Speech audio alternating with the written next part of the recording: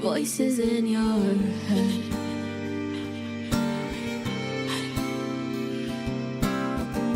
With every twist and every turn, pulling every single thread.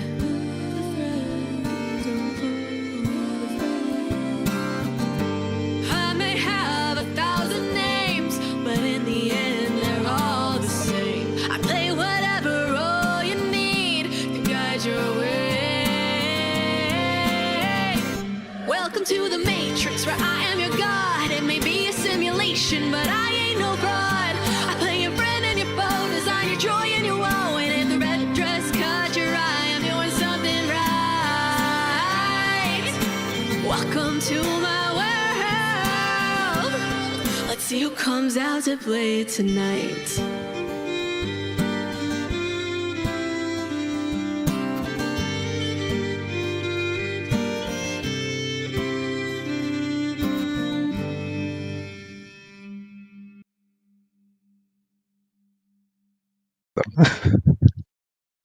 Welcome back, everyone, to Martyria. We have a special episode for you tonight. We are for the win. I'm your Dungeon Master, Nick, but tonight I shall not be mastering any dungeons. And our intrepid adventurers shall not be adventuring. Instead, we are taking a week of interlude to reflect on D&D, on our campaign, on our characters, and answer your burning questions about everything that we've been doing here, and get to know the players a little bit more, get to know your Dungeon Master perhaps a little bit more, and all the things you wanted to know but you haven't had a chance to ask. So, we'll still introduce everybody, but maybe this time as yourself? I don't know, it's up to you. I'm Nick, I'm the Dungeon Master. Anybody, jump in. Oh, I'm Alex, and I'm here for escapism, so you can call me Cyril. Perfect. I'm Sarah, and I play WoW. I'm Ruby. I play Inyo, and I'm just not here right now, but I am here. And literally not here with us tonight is Situ, played by Matilda. And that's part of why we're taking this break. Because as you recall from last time, we left off on a very big cliffhanger with a lot at stake for both Enyo and Sitsu and, well, all of you.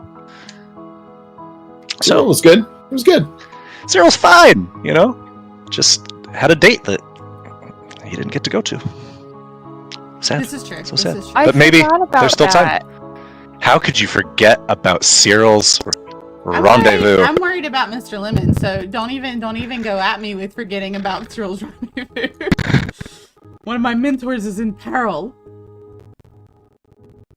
So, just to give you an idea of the general structure for this evening, we have prepared some questions that we are going to roll to determine who's asking, who's answering, but we also want to hear from you, faithful listeners. So if you, or viewers, I guess, you see us, and so if you have a question at any time, put it into the chat, and one of our wonderful attendees will see it and present it to the rest of us. Sound fair? Bring that, I'll answer. So, anything we need to say before we jump right into it, for the good of the stream?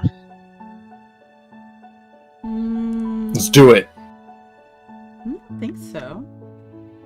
Then, Alex, go ahead and roll a d20. Oh, Alex gets to go first. Why does he get to go first? He said let's do it first. I sure did, and I'm going to go ahead and pass my roll because Okay. Smart. I didn't 'Cause you're pull not up ready. the game board. Yeah. Then, what do we want to do? Ruby, you look like you're busy, so I'll roll. I'll roll. We'll save you. You'll figure it out eventually. I'll roll the first question. I got 13. One of them Chico, besides me. Ooh, lucky number 13. All right. The question is, what tips do you have for new players or DMs who are just starting out? And I want to ask this question of Alex. Ooh. Hmm. Now, the important question is, did he hear you? Because it seems like he's slightly glitching. Oh no. I did not hear you. Oh, there it is. There it is. I'm Strong asking start. you, Alex, what tips do you have for new players or DMs who are just starting out? Okay. Don't use New players understand the combat He's system. glitching really What's that? bad. He's good. He's good. Just, Can you hear me now? I can hear you now. Yes. Okay. New players Am I still glitching? Are you just No, laughing you're at me? good. I'm just Ruby's laughing. just being. Just go. Just talk, Alex. Come on. I can giggle All if I right, new want to. players. Don't play online, play in person, or they will keep messing with you for glitching. No, new players understand the basics of combat and don't start with a spellcaster. DMs, jump right into it, just start having some fun. And remember, the game is about your players, make sure they're having fun. And the flip side is players, also remember your DM's kind of a human too. Make sure that they're having some level of fun in whatever you guys are playing. And DMs usually work pretty hard on their stuff, so don't, try to break their stuff because that's fun, but don't try to wreck their whole evening every single evening. Give the DM some wins. We just want a bone. Just throw us a bone. Just please. That's all I'm saying. I already saw Ruby's thought on that so quickly. Wow. I have a question. Just kind of jumping off of that, and we can keep this kind of free flowing too when questions come to us. But Alex, to continue with that, you talked about playing online. I know a lot of people are out there. I'm part of several D&D finder groups online, and I see people constantly posting like trying to find a game. So, as someone who has assembled what I would consider a pretty stellar group, what tips do you have for someone who's trying to put together a game online and they don't have players at the ready or a DM at the ready? Yeah, finding a DM is really, really tough. I have never successfully found a DM online that I really liked. That's why I ended up DMing for a while myself, and then it just so happened that Nick was a player, and he was like, I'll DM and I'm good at it. And I was like, thank God. Thank you. But finding players online, I actually use Facebook. There's 2 or 3 Facebook groups with about 5 to 10,000 people in there. They're usually pretty open to people, and one of them has a really good format where you post the time you want to meet, the platform you want to play on, whether it's the virtual tabletop or whatever. It's got the time, it's got a couple other just minor pieces of information, the system you want to play on. Post that, find about 10 or 15 people, and select 2 or 3 of them. Sounds like good advice. Yeah, number one thing you should be looking for is consistency. I've tried to join some groups of random people as a player, and this was the only one that I found success with. All of the others, I would say my advice is be patient, because there's going to be a lot of trial and error. There's going to be a lot of DMs that you just don't gel with. There's going to be players that you don't gel with. So if at first you don't succeed, you just got to keep going. It's like dating. You get stood up a lot. You find really bad groups. You find people who don't follow through. It's like just keep. And no matter what, you feel dirty at the end. Keep casting the line out there, and then you'll find a good group. Or just hold a giant interview session with like 40 people. I will say that was a little much when we did that. It was really fun. Oh no, that was a terrible idea, but it was one of the most fond memories of my D&D career. I think it was brilliant. Yeah, it was terrible. It was terrible. Don't do that. Don't do that. I loved it. Oh gosh. So Ruby, you want to roll the dice and see what question you get? Yeah. Or just hold a giant interview session with like 40 people.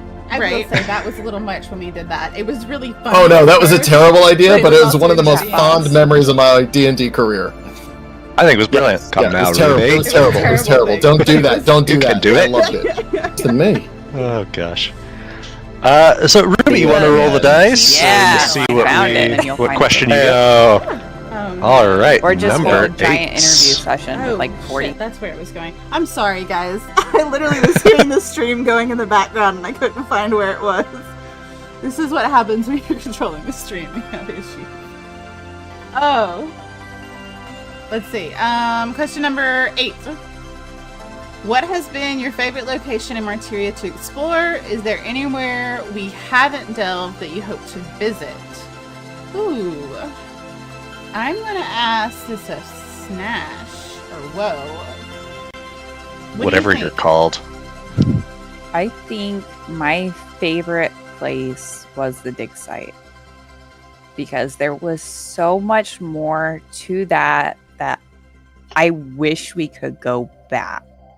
I feel like we missed so much. Like there was so much more in that, but like everything happened so quickly and we had to leave and I was like, no, I just want to play with the bones some more. That's fair. What about let's see. or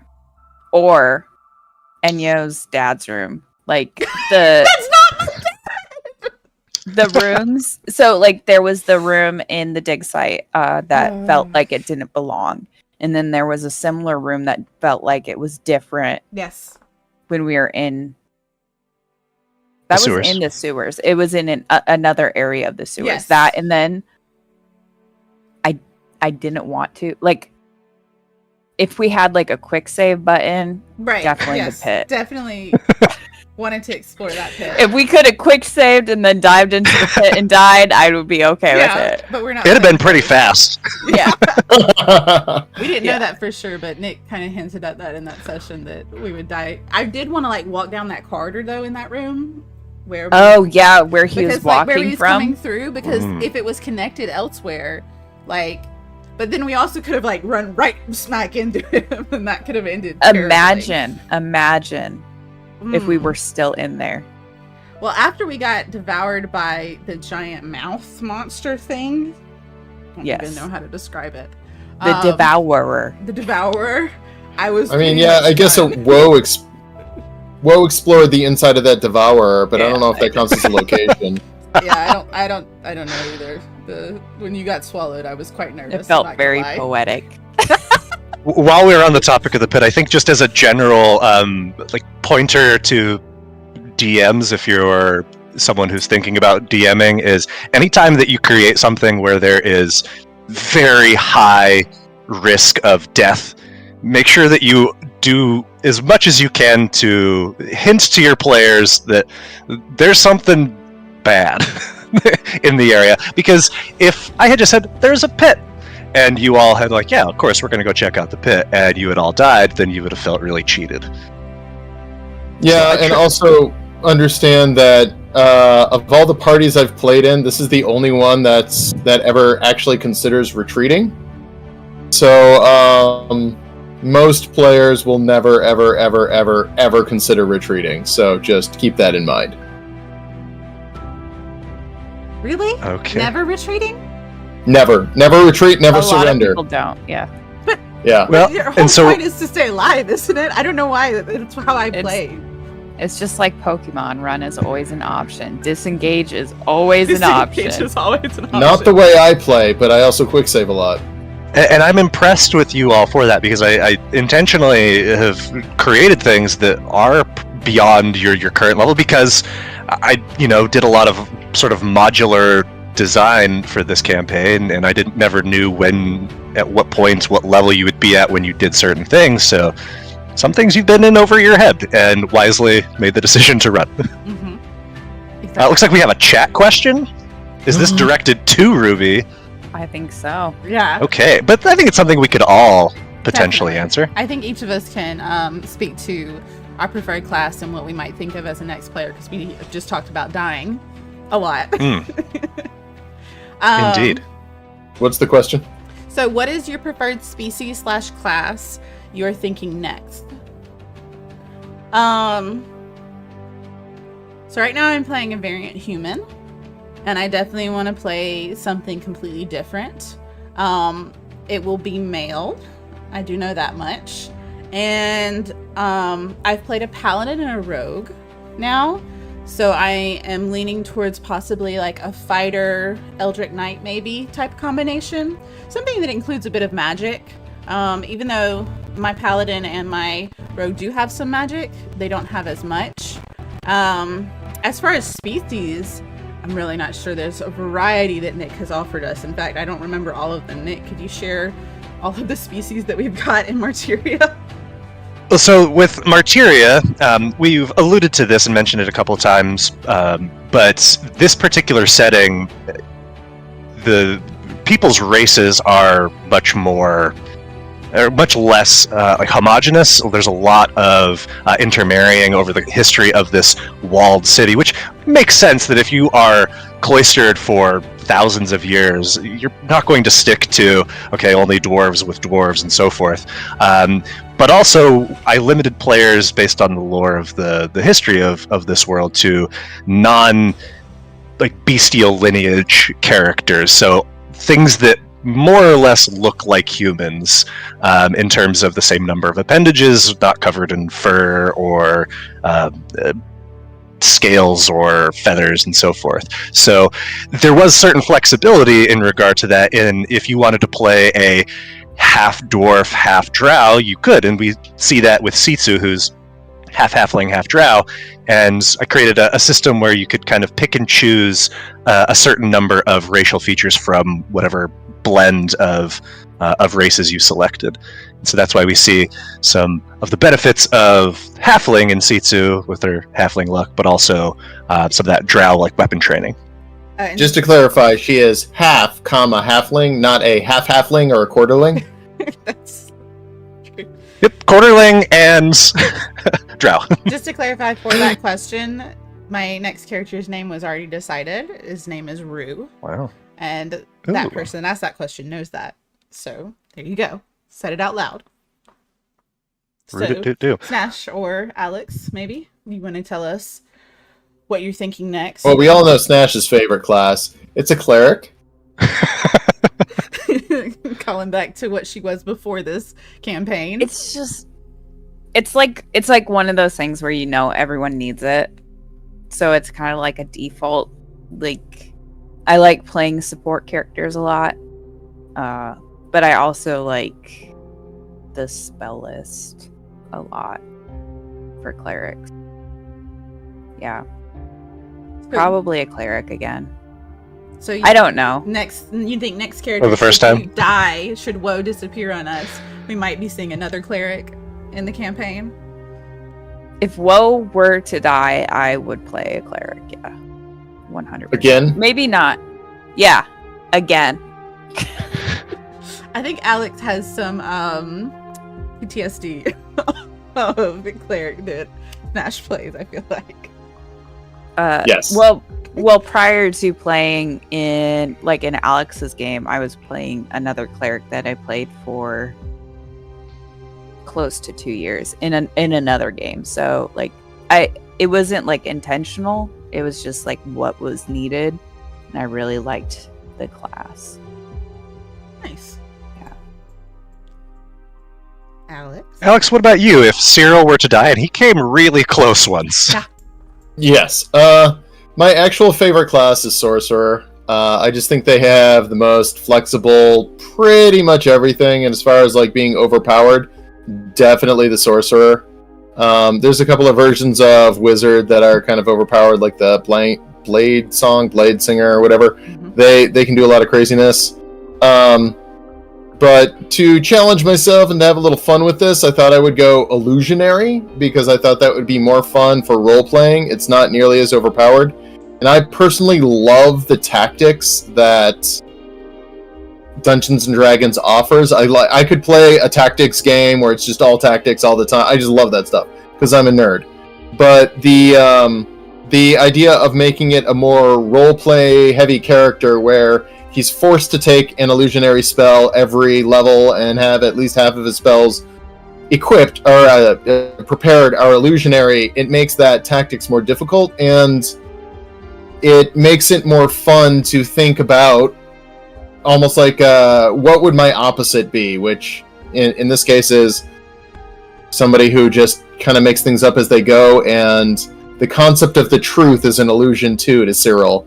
It's not that he's a liar, he just has a very unique interpretation, and that to me felt very illusionary, where like everything is up for interpretation. And his interpretation could be completely different than reality, but he's gonna go with it. And for a role play, it's very fun to think about what would Cyril do.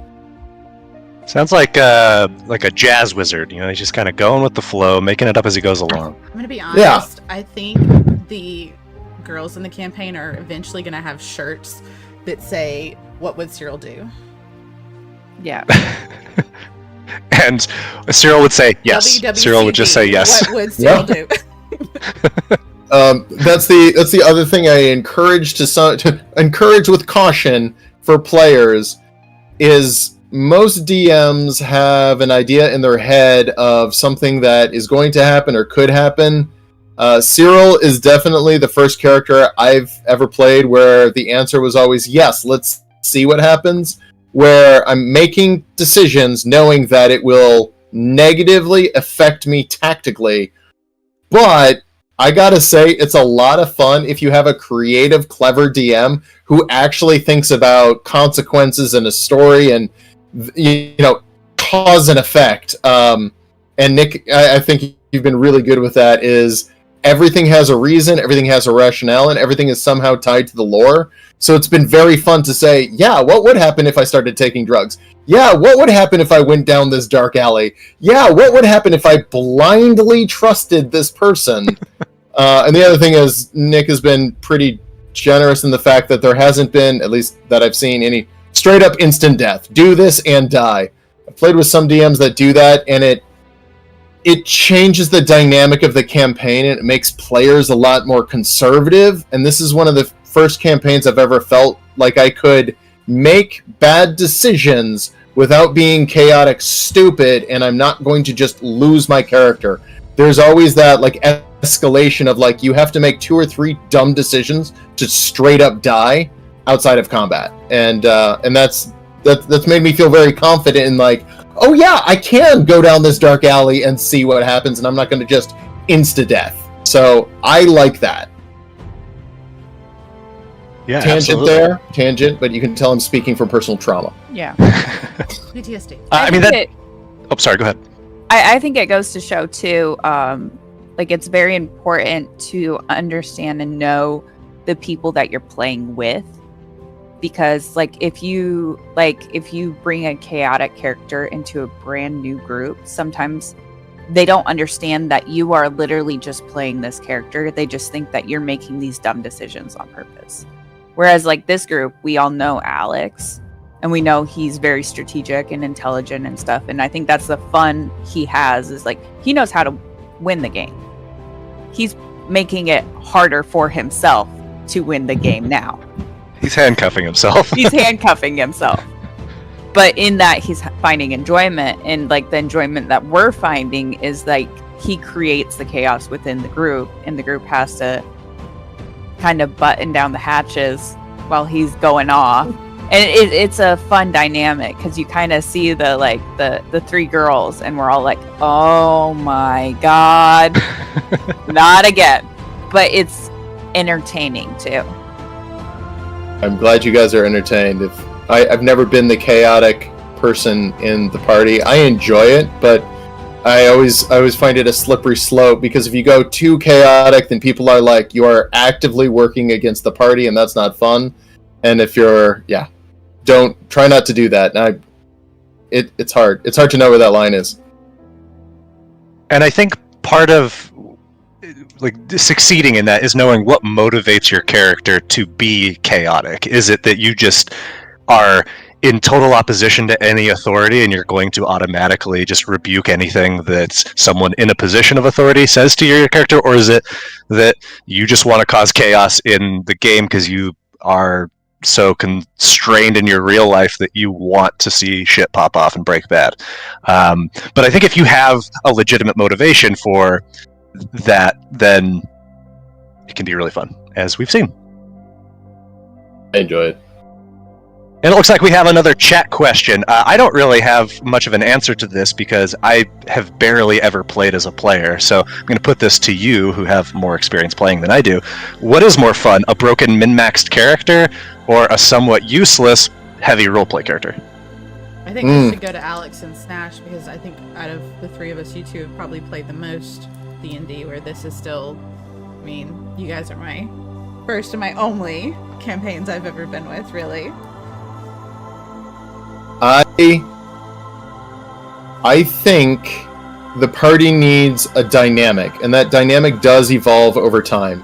If you're playing a completely broken, min-maxed character, and the party, it's a combat heavy, or you're the tank, or you're the competent one, and everyone is there kind of supporting you, and the party enjoys it, that can be really fun. I personally don't like a completely combat broken character where it's all roleplay, because like I said, I like the tactics. So it really depends on the party. I would never play someone completely unoptimized for combat for the duration of the campaign. That would not be enjoyable to me. And then making a character that had no roleplay opportunities would also not be enjoyable. I had a lot of fun playing with a party of min-maxers who were playing a pretty evil campaign, just trying to gain more power, and that was fun and what we would do, and we were playing the straight-up selfish, go as far as we can, and just like rob from a school and burn down firehouses because it was funny to us, but that was the campaign we played. We were all just a bunch of people just having fun, and that was fun. So, like everything else, it's all about context. I don't think playing a min-maxer works in a party that is trying to roleplay, and I don't think playing somebody who's very heavy in roleplay would work very well with a party of murder hobos who just want to burn stuff down. Murder I would hobos. say for me, like, I like making min-max characters that have like just joke characters for one-shots, because it's always fun to like tweak it to the point where it sounds absolutely ridiculous. Like I made a gemborn, a gem dragonborn, and they were druids, so they could wild shape. And while they were in wild shape, they could mentally communicate. So most of the session, it was a velociraptor talking to people in their heads. So, but it worked. Like it worked really good in combat because it was like, I think like very low level for one shot. But I wouldn't play that character for like a campaign. For a campaign, I want more role player because that's what I'm going to be doing more.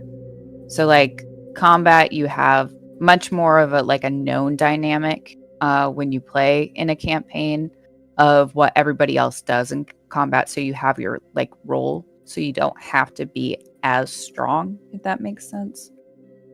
So I'd rather have a character that has like a more like diverse backstory and just more substance to them. Yeah, and you can have both. You can have a min-maxer who also was good at role-playing. Oh, for sure. I think there are certain games beyond a one-shot that you might be in a game that is just primarily combat. That's not how I like to run my games, and so I told everybody in advance, like, this is going to be a potentially combat-light, role-play-heavy game, so plan accordingly, and I think that they did a wonderful job in doing that. But if one of you had come in with, like, I don't care who my character is, I'm just going to make the strongest, like, DPS character for combat, you probably would have been disappointed by the rest of the gameplay, since, you know, we might have, like, one combat per session, sometimes two.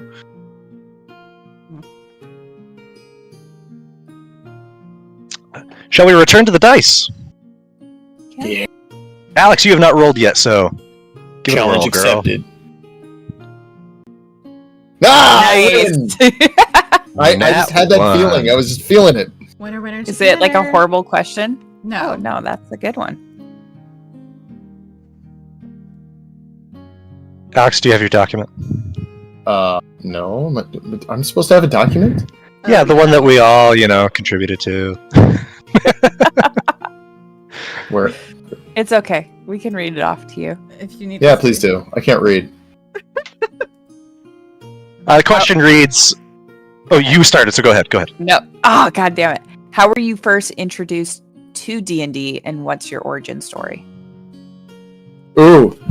I want to know Ruby's origin story. Wait, what? Ooh. The I really stream wanna know does. Ruby's origin story. Yes, you personally. Yes.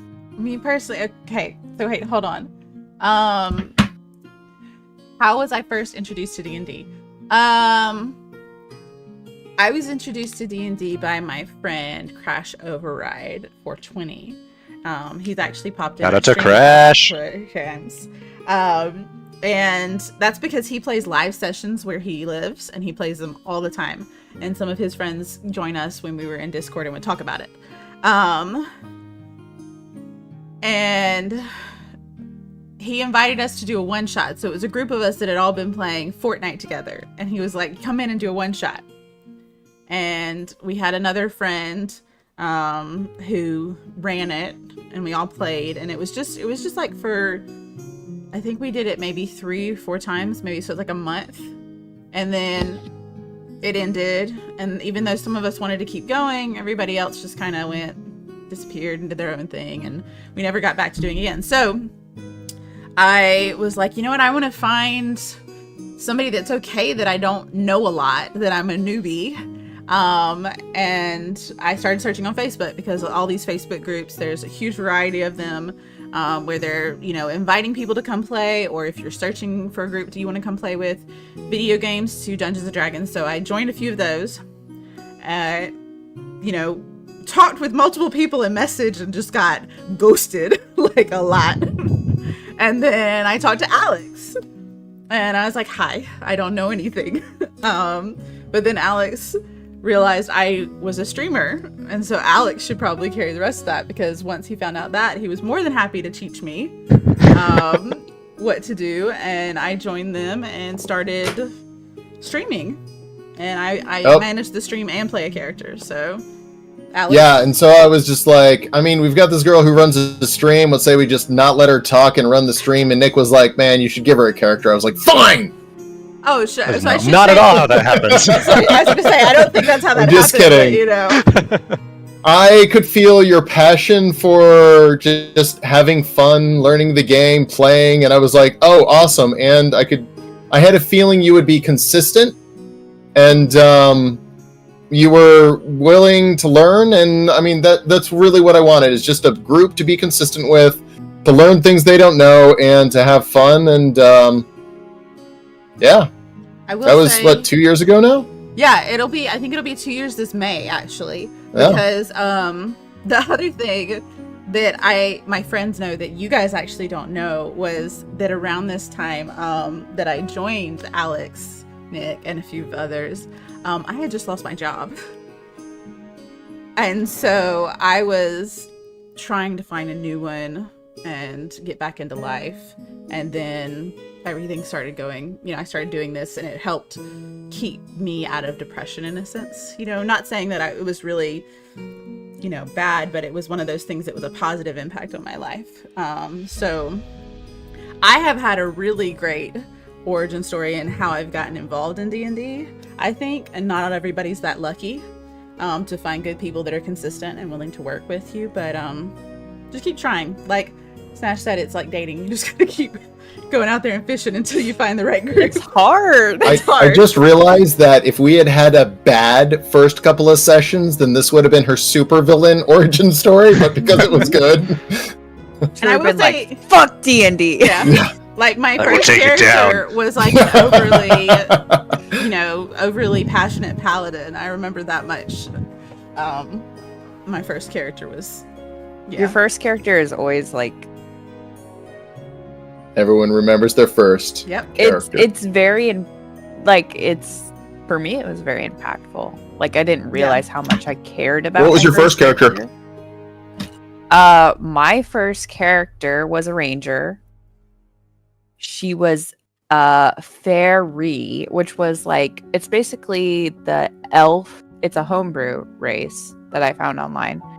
It's the elf version of like a tiefling. So instead of It's double parent and elf. So they have like horns and wings and stuff.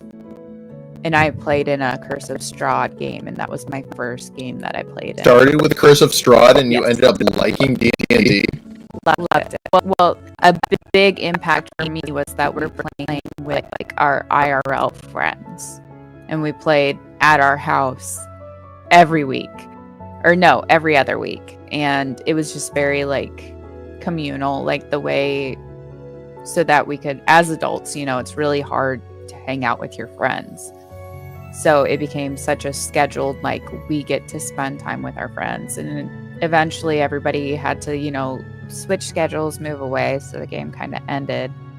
But playing that game, I picked up my first online group during that because I was like, I can't wait like one more week to play more. And then I was in my one group and it was once a week. And I was like, I want to play in another game. So I was like game shopping for like months. And then that's when I ran into Matilda online and found you guys. And we're so And she happy was you're like, here. hey, we have this really weird ritual to find new people. Just go with it. You'll be fine. Yeah, that was interesting. I now feel dirty knowing that I subjected you to that, but at the same time, it made sense at the time. We're so Alex, happy how did you you're here. get started with D&D?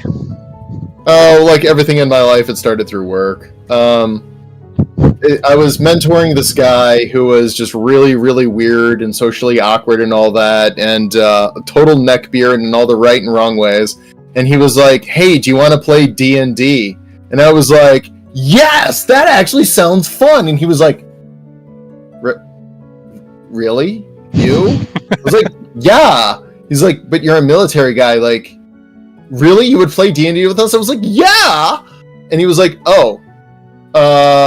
okay. And so just through it all, I overheard him accidentally, like he was talking loud on the phone. He was like, hey guys, we're doing a D&D session. I invited my boss and he said yes, and I don't know what to do. Like, are you guys cool with this? And so I ended up going, and they were all really awkward. I like showed up in like t-shirt and like short sleeves and like totally not boss mode or anything. I even brought like some beer and all that, and we had a good time. And I never ended up playing with them again, but it was really, really fun to play, and it was a fun experience for me because, I mean, I was definitely the fish out of water, but I felt that the people there tried so hard to include me, so hard to make, they were trying so hard to make me have a good time, probably because they didn't want their friend to like get embarrassed by, who was at the time their new boss. But I was attracted to the culture of like, we're trying so hard to make sure you're having a good time. I'm like, this is a really cool. There's never really been another time where everyone is like, I don't care what happens, we just want you to have fun. And I was like, but this is your game, it's your territory. And they're like, no, you're the guest. We're going to do whatever we can to make you have a good time. Like, this is awesome. I want to get into this. And 3 years later, I played again. Lovely gap there. Nick, you want to share with us about how you got into D&D? Yeah, sure. So I'm amazed I didn't play D&D sooner because it's all the things that I love. It's fantasy, it's swords, it's magic, it's storytelling. And I first learned about D&D in 2010 watching the show Community, which they have a bad version but a fun version of D&D, and I was like, this sounds like fun. And then in 2018 I was in my first teaching job in the tiniest school in northern Michigan, where graduating classes were like 12 to 15 kids, so super small. So small that they couldn't offer really any electives throughout the year, so they cut each semester short by 2 weeks, and then just did fun classes the last month of school. And I had people that were like, could we do D&D? And I was like, sure, I don't know how to play, but I'll lead this. So I had to try to teach myself D&D. People were asking me, like, what's the difference between a warlock and a sorcerer? And I'm like, yes, it's very clear. And I don't know, I made up some bullshit answer that was... Was that 5e? Yeah, it was 5e. I think that was 2014 that 5e came out. And so I just started by DMing for high schoolers, and it was a lot of fun. And I wanted to play, but then I didn't have a group, and I couldn't convince anybody to invest any time. And so a couple years passed, and then once we went into lockdown, people had all this time on their hands, and I was like, okay, for real now, do you guys want to play D&D? I'll make the game. And it was all just a bunch of people, including me, that had no idea what we were doing. And I've been playing with that group ever since. And then I got to very briefly in that time play a wizard. That was my first character, Maven. And she lives on in my lore, at least her namesake. And that was a lot of fun, and I've only really played 2 characters since then, Kale and Uno. Kale. And a very occasionally a one-shot for 2-3 hours at a pop.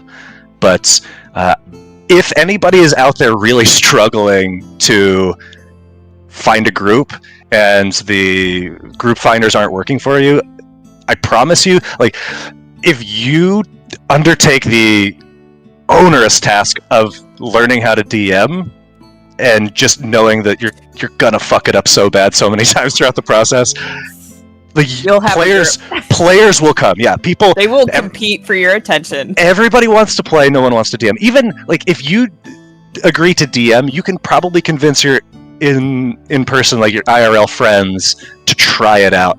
And I'm convinced that everybody likes D&D. They just don't know it if they haven't played it. They don't know it yet. Yeah. Yeah. Awesome. I like the peek behind the curtain there. Mm-hmm. Yeah, it's cool to see how everybody got involved with it. No, about Maven. Oh yeah, Maven. Yeah, Maven. I mean, she was a dwarf wizard raised by drow, like totally arrogant, but in a, I thought, a funny way. The group seemed to like her, but then the person who had DM'd, he had been playing with me, but he got overwhelmed with work and life and was like having a baby, and it just imploded. So Alex is like, "Are you talking about me?" It seems like it, right? No, I think that went for like about maybe like a month. But it was like peak lockdown, so we were playing like 4 days a week for like 6-7 hours at a time.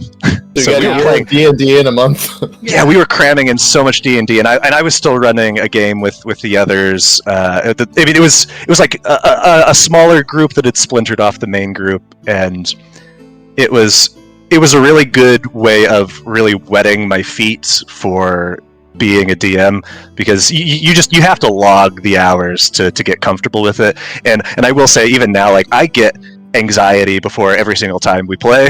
Just like, not like crippling anxiety or anything, but I'm just like, gosh, I really hope that things go well tonight, and that I'm not like totally caught with my pants around my ankles and not knowing what to do, or I hope I don't improv something that totally derails everything that I've established so far, which sometimes happens, and then you just have to adapt in the time between.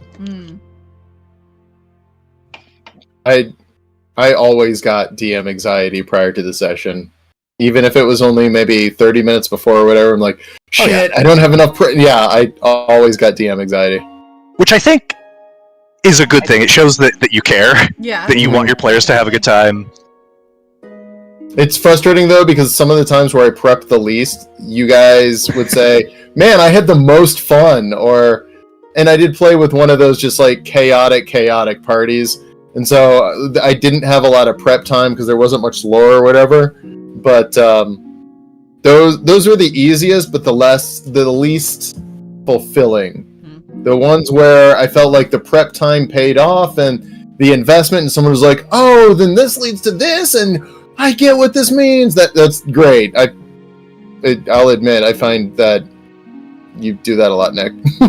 Well, and I will say one of the most rewarding things as a DM is when the session has ended and players are like still talking about what happened. They're throwing around theories. They're talking about shit that only exists because you wrote it down and told it to them, and it just feels badass. I imagine it's how like authors and like directors feel when you're like, yeah, this thing that started as just a dumb little idea in my head is now living in the minds of, even if it's just 3 other people, that's still Oh, you very mean cool. how we think about it all week long and we message in our group chat Yeah. and we're like What driving is- home from work trying to think about what we're doing and what happened and did I miss anything? Yeah, did we Listen forget back anybody? to last week's episode.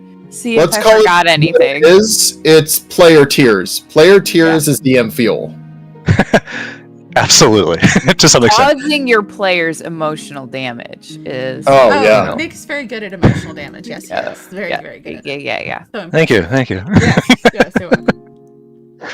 All right, whose turn is it to roll? We started with Your turn, Nick. ooh, D20 baby. Let's see. 12. Okay. We touched on this very lightly. But the question is, how do you handle character death, both as a player and a DM? So, I know that hasn't been a ton of death in your experience, Ruby. Snash, have you ever had a character die? Yes. And how did that go? I got my character back right away. Right away? Well, So, now don't Fun. forget, I had a character die too, so I will say You I did, have you did. one character as well. I was playing so this was my introduction to D&D. We had some friends. We were over at their house one night and they were like, you guys would like playing D&D, and both me and my husband were like, would we though? And so we pull out they just had a square write-on with expo markers, and we started playing game, and it was like similar to like a murder house, but it was like a mansion type situation, and we're playing and we start getting into it, and we end up staying over there till like 2 a.m. playing this game. And then we're texting them as soon as we wake up, like, can we finish the game tonight? So then we went back the next day. And like less than like an hour in, my character like freaking dies, and we're like level 1, and the DM was like ended up fudging some rules to quote unquote bring me back to life. But I remember like at that point, like I had written up this character, created this backstory for her, and this is my very first character, and I was like standing over this table and I was like almost in tears over this situation on this game I learned in like less than a week, and I'm like, can we not kill her though? Because I want to play the game some more. And that was my first and I've had a few times where I've gotten very like close to feeling like emotional about characters, but I've definitely learned don't invest so much of yourself into take traits, but it's not you. Terrible advice. Terrible advice. Don't follow any of it. Advice. Nope. It's not Great you. advice. It is Great you. advice. It is an extension of you. Invest 100%. Never look back. For God's sake, Alex. Yeah. I mean, anybody else, if you want to answer that question, you can, or we can move on to the next one. My character got No, yoinked. I think it's an important question. My Ruby, character how got- did you feel when not only Nala died, but when, I don't know if you and Alex had this private discussion, but when you got the information that you had a tag along? So, when I got the information that I had a tag along, my brain went, "Oh, this is gonna end either really great or really badly." And Alex was DMing at the time, so I was really like 50-50 on like how he would do this because of the chaos of the world we were in at the time. But as it got more and more, I was like, "Oh, this could be really great. This could be like something that could be really useful."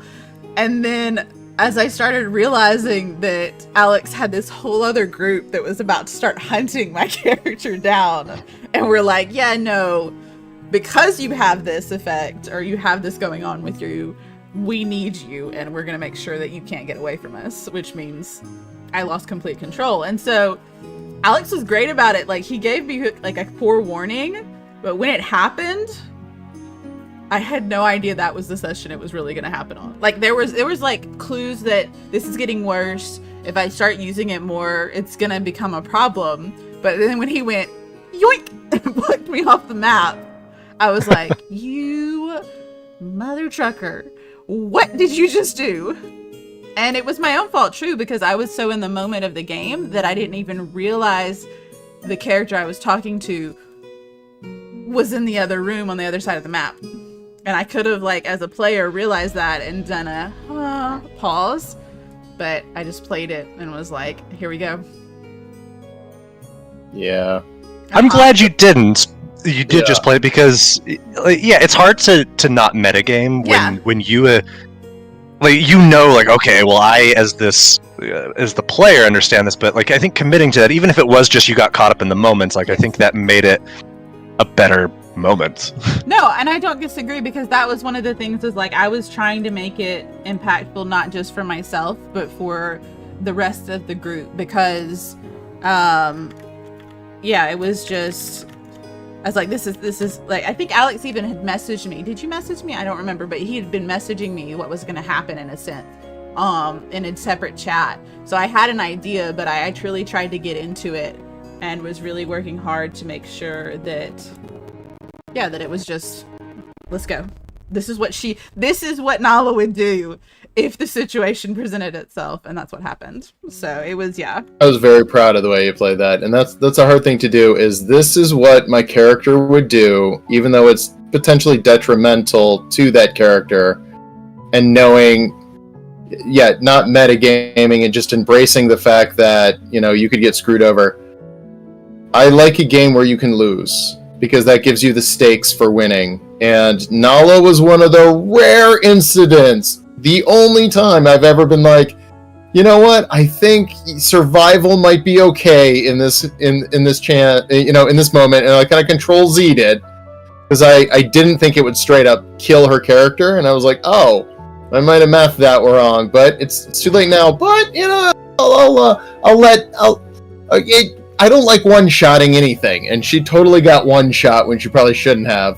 But at the same time, it created a new dynamic to the game. You can come back, but there's a cost, and a cost you're not going to realize for a time. I do like those concepts. It's the only time I've ever just said, nope, you don't die. Any other time that a character's life has gone to zero and they failed all their death saves, there's no coming back from that unless there's a very specific... I've never brought anyone back from that. They've always been dead, and it's like, you have to play a new character. Your character is now dead. And I think you should probably kill a character for a long campaign every once in a while. Don't cheese it, but let it happen naturally, and it should happen naturally if your combat is difficult enough, because then it adds the gravitas to the game. And do let your characters grieve if you do kill someone or whatever. Give them some time. But I think death is an important part of D&D, because it gives it its stakes. And then it gives it that heart-pounding moment when you come out of there with 2 HP per person for the party, and you all made it, you're out of spells, and you made it, you survived. There's nothing better than that feeling, but that feeling can only exist if you know that there are stakes for not doing it right, or for not running when you should. Well said. Just as like a quick peek behind the DM screen before we move on to this chat question, Alex, when Nala went down from that that holy cleric, I forgot their name. I think it was the Titania avatar. Yeah. Did you know in the moments that, oh shit, she's got a god now that is inhabiting her body, or was that something that after the session when you're thinking like, okay, like how do I make the narrative ends meet here, that you arrived and you're like, oh yeah, it's perfect? It was actually pretty quick. The whole concept of that moment was people were in a really weird place, clearly surrounded by a lot of weird magic with a lot of weird stuff going on, and suddenly people start sacrificing themselves very publicly, human sacrifice style, and then somebody dies in that place in specific conditions with all this stuff going on. I'm like, oh, it would make sense that they could come back, but they would be partially inhabited by one of these deities because they didn't go through the full ritual. They still have their agency, but there's going to be something like that. All just kind of made sense to me in the moment. And cards on the table, Ruby was really pissed that her character died like that, and she was personally very angry. And normally I'm like, well, sucks to suck. Yeah. But I was like, I one-shot a player, and I've never one-shot anyone unless it was like a specific like one-shot where like death is everywhere. You're gonna go through a bunch of paper-thin characters. Like I totally one-shot our character, and I don't like anything that is an instant death. And that was instant death for making a aggressive mistake. I'm like, that's kind of not fair. That's not what I want to reward. And Matt Colville does this great video on what you reward your players for, they will do.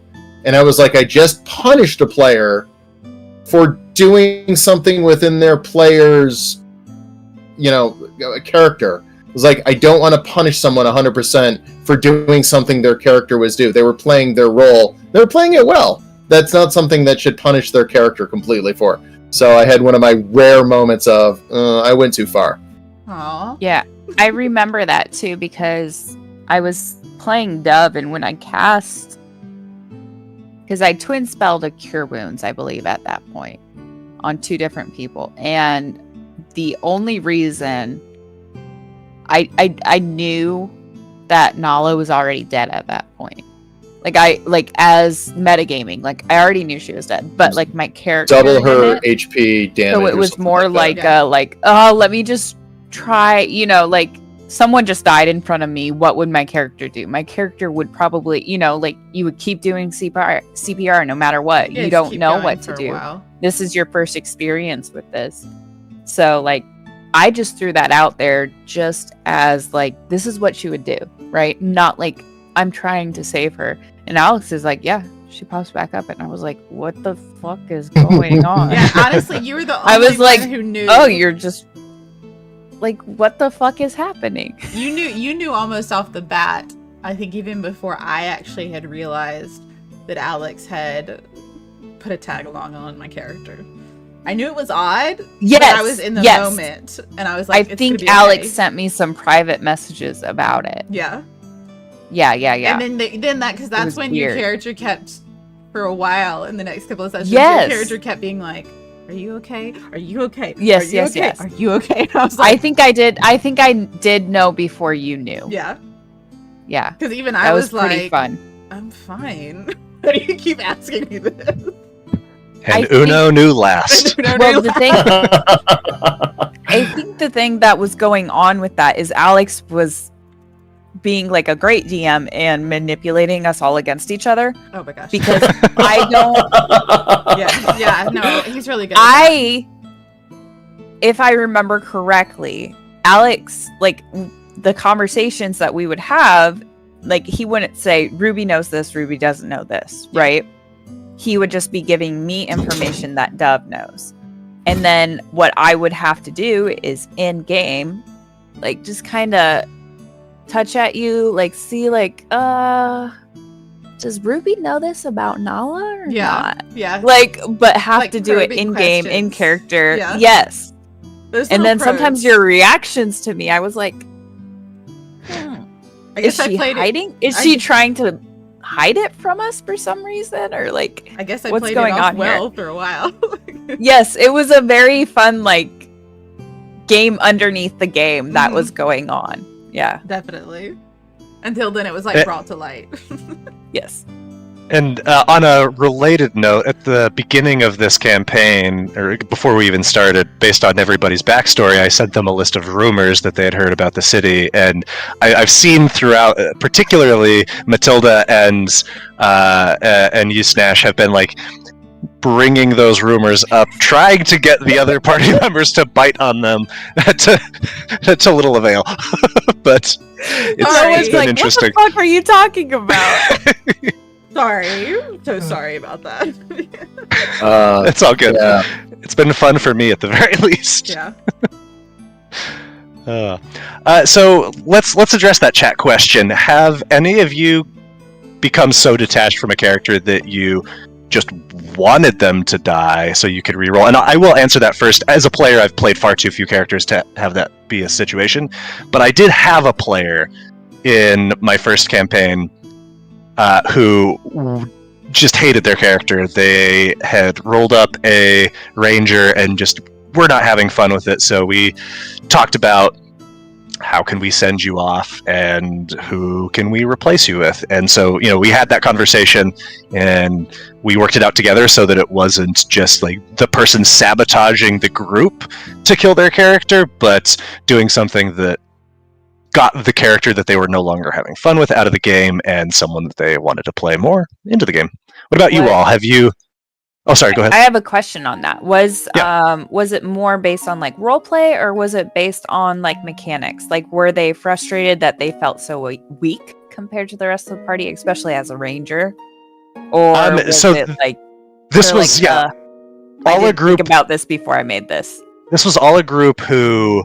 had never played, didn't have any D&D knowledge. This was still when I barely had any. And part of it was like feeling underwhelmed with the mechanics, I think. But beyond that, she was just like, I didn't really put any thought into this character, and I don't like the direction that I've kind of inadvertently or knee-jerk reaction taken them. And it seemed like it was too late to just do like a 180 turnabout and correct it. Which, I mean, kudos to her for recognizing what she wanted and not trying to just hand wave away their past and be like, I'm totally different now. I'm very, very lawful now. And so, yeah, I think it worked well, and the rest of that game went much better for that player and for the group. What about you all? Have you ever abandoned a character? No. Like you, Ever. though, I have very little experience. And I have. thus far, I have not. Of course, I think Alex definitely would be able to expand on that, but Char is in Alex's lap, so I don't think we'll be able to get an answer from Alex and Char. I have my tag along, but yes, I've abandoned a character. We played Dragon Heist, and I was the only one who knew anything about combat tactics or anything. We all had relatively the same amount of experience, but I was like, all right, I'm going to study this. I'm going to figure this out. So I created a rogue assassin with alert feat and got a life-stealing rapier where anytime I got a critical, it gave me temporary HP. So because I was a rogue assassin with like freaking 20 decks and all this other shit, I could sneak into any room, assassinate anyone in that room, get essentially 30 extra HP because we were playing brutal critical or whatever. So I was getting like 30 plus HP, and then I could just run away, wait for combat to die down, go back and do it again or whatever I wanted. I became so overpowered, even the tank was just like, this is kind of dumb. So I was like, yeah, so I talked to the DM and I was like, how much fun would it be to murderize and just turn my character into paste to let everyone know that if the most powerful character can die, combat is terrifying. So we kind of set it up, but my character died in a very legitimate combat encounter. Everyone was like, oh shit, there's stakes! And which leads me to my earlier comment about make sure there's stakes, because that put the fear back in the game. Real stake. Oh. Well, and Alex, do you mind if I share a peek into one of our conversations? So early on in this campaign, Alex had messaged me saying, man, Cyril is just too different from the rest of the party. Did I fuck up with making him? Should we kill him? And ultimately he decided that he's still having fun with Cyril, and as long as he's having fun with Cyril, then he'll let it ride. But if he dies, he dies. I was genuinely worried that my character was... the red one does, don't press it. I was genuinely worried. My character was so different. The other people in the party would either resent him or just wouldn't fit in. So I kept hang on, Shark. I kept asking Nick. I was like, make sure the girls are having fun, because if I'm like so different, it's ruining their fun. Just say it, and I'll re-roll. No, I think we talked about that earlier too. Like We all talked about it together. It is the unifying factor. It really is, honestly. If you look at the current campaign, it's funny. I mean, not that but we don't get along. Yeah, it's like, I think too, like from players, we all know that Alex is not inadvertently like trying to ruin the game for us, like in anything he does. We know that if he wanted to like play Cyril like to a perfect, T and do perfect moves and all that stuff, that he could. Mm-hmm. But it's so much funner to have a drug addict wizard who just pushes the red button at any second he gets a chance. Oh yeah, Alex is really good at pushing us forward too, if you really want to look at it. I mean, he is most of the time the wild card in many of our situations that we have had in the campaign thus far.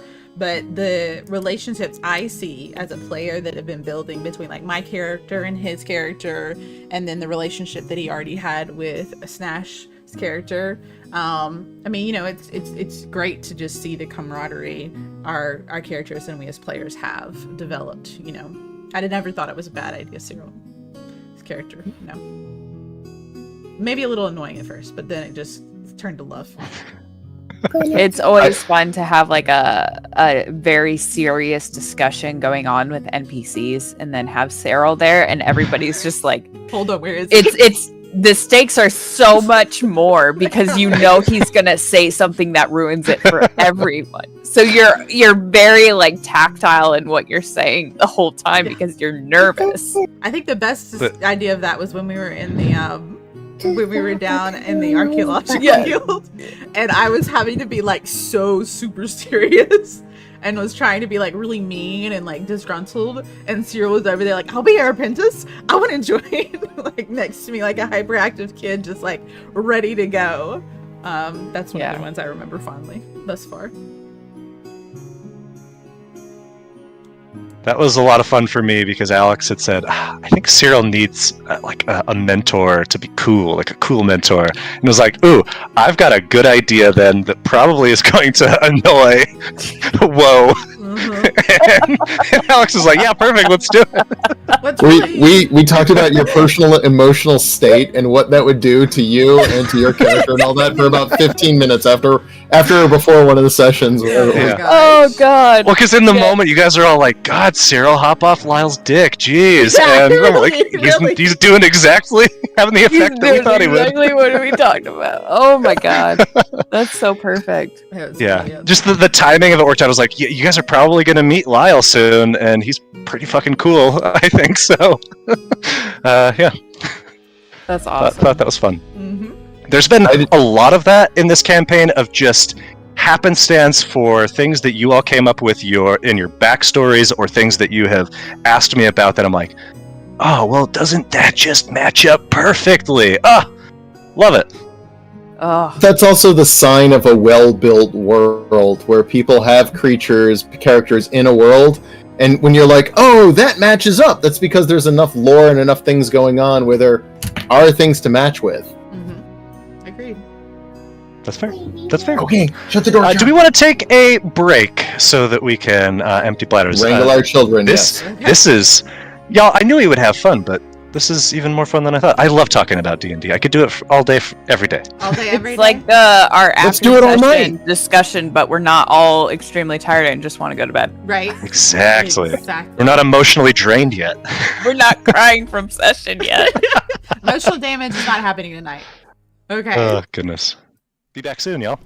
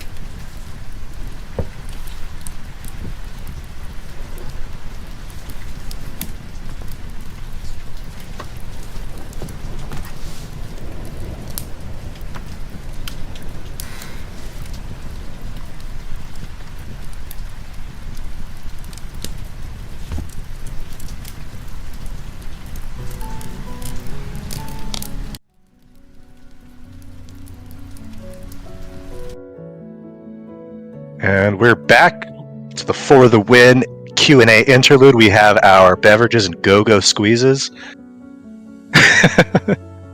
Don't And- call me out, Nick. Come on. That's my job. It's my Don't job. Call me out. I think we are due for a new question. So, Smash, if you want to roll that D20. Ooh, 19. Ooh. Have there been any significant character development moments or changes in your character's beliefs or value throughout the campaign? I know exactly who I'm asking this of. Enyo.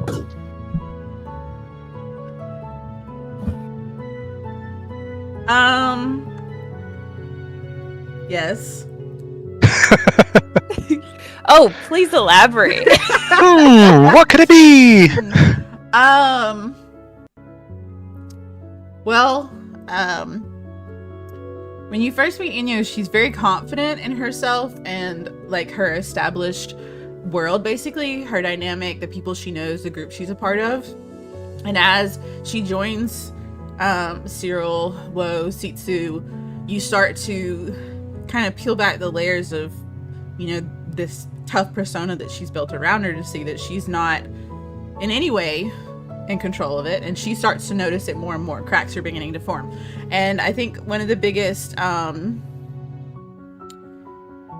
the most pivotal area where you really see that crack like just wide open and she just kind of floods out with everything that she's been going on is following the encounter where Woe gets swallowed and they are going into this room and they're seeing all these bodies, and she's trying not to believe that these bodies are the children that she knows from FAT that have gone missing, you know.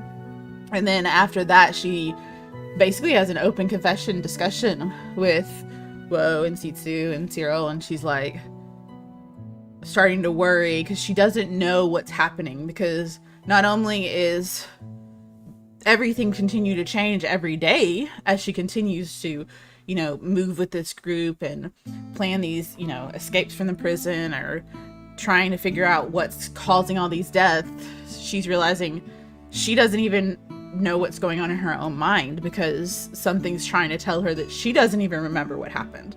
And it keeps asking her to remember. And so that's kind of the pivotal or the current situation of Inyo and her development is she's become more open, more friendly, instead of being so closed off. And her belief that her current desires of what she wants to become are starting to change because she's realizing she doesn't know as much as she thought she did. And as she continues to gain knowledge, I think we'll see her probably have to decide. I think it'll be similar to Woe having to decide for herself on how she wants her character, you know, like she wants her life to be, but Inyo's gonna have to decide on that as well, because there's definitely two opposing forces starting to pull her in two different directions, you know? Yeah, that was a good answer. I think the knee-jerk reaction that maybe some people might have expected was, you know, slashing Affinity's throat. But Was it gonna? but realistically, though, like Enyo has always been kind of impulsive and is gonna do that sort of shit. And it was a big wow shock factor moment. But I think like seeing Enyo really, you've been hanging around with these people for days now, in our world, months, and finally breaking down some of that, you know, stony exterior and being like, this is the fucked up shit that's going on in my mind right now. Want to take a look? Well, I think, you know, is big. when you It look was this at moment of vulnerability, which you Yes. hadn't seen from Enyo before. I think if you look back from my perspective with Infinity's death, Inyo was, like you said, still so masked that even though that show is super impulsive, the whole move, it was still that internal desire of what she'd been moving towards, like her internal desire to be more than she was, that she's been striving for since she was very young. That moment with that dagger in Infinity, in her mind, was like, okay, this is the right path. this is the right thing. And then it happened, and then she's with these people that she started to come to care about. I mean, she defended Woe not just, too long in front of the ex-boyfriend, was making sure Woe didn't have to interact. And suddenly Woe's looking at her like, I betrayed, you betrayed me. Why did you do that? And so it's kind of like, well, shit. Am I actually doing the right thing? So I definitely think it was a key moment. But like I said, the breakdown and the vulnerability didn't happen until the sewers.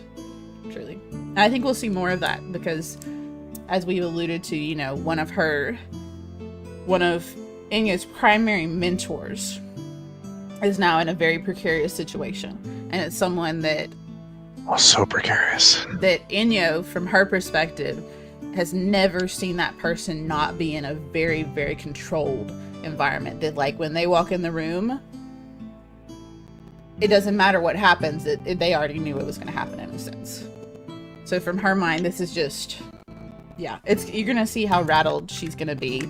And hopefully it won't be too spontaneous, but there probably will be some spontaneous moments from her. I have a question for you, Ruby.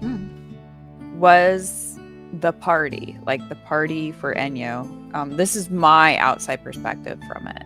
It seemed like up until that moment, Enyo was just working with the party. Was that moment the point where Enyo realized that she considered these people her friends? I would definitely say so, because as soon as she cared about what they thought. Yeah, as soon as she realized that the death of a person that shouldn't really matter at all to her suddenly mattered to the people that were next to her, that she'd been running around with for the last, close proximity. She's been around you guys for over 48 hours, I think, or 36 maybe. I don't know, how many long? 72? Anyways, we've been around each other. A lot of life and death situations. Yeah, and a lot of life and death situations for that. And so it was suddenly like, no, these people need to like me because I care about them and I want them to like me, and I didn't do it wrong. Oh my god, I have friends. Oh my god, there's other people that actually care if I live or die. I think that's what Inyo in her mind is thinking, because again, she's an orphan who's lived on the streets for a long time, and suddenly she's thrust with these people that are also surviving, and then suddenly they're like continuing to react and show her in these life or death situations that they want her to live. And so after she does that, it's definitely a pivotal moment of, well, shit. All right, that was the line. I crossed it. Now we got to get back over it and make sure that we don't cross it again and make amends. So, yeah. Oh, and you hit on something that is very difficult in D&D from a DM's perspective, is how do you take such disparate individuals and bring them together in a way that feels at least kind of organic without feeling super contrived, and get them to care about each other when they are so different and have different goals and different values. And I like that it's been for Enyo a bit of a slow burn to accept the others. But I would like to flip that question, because I think it's a good one, Snash, to both Alex and you, about your own characters and the development that you've seen in them and the changes so far in our campaign. So whoever wants to jump at that next, go for it.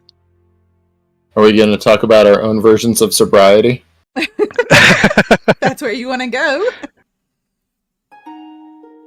Well, Cyril has decided, with a little bit of reservation, to stop doing drugs.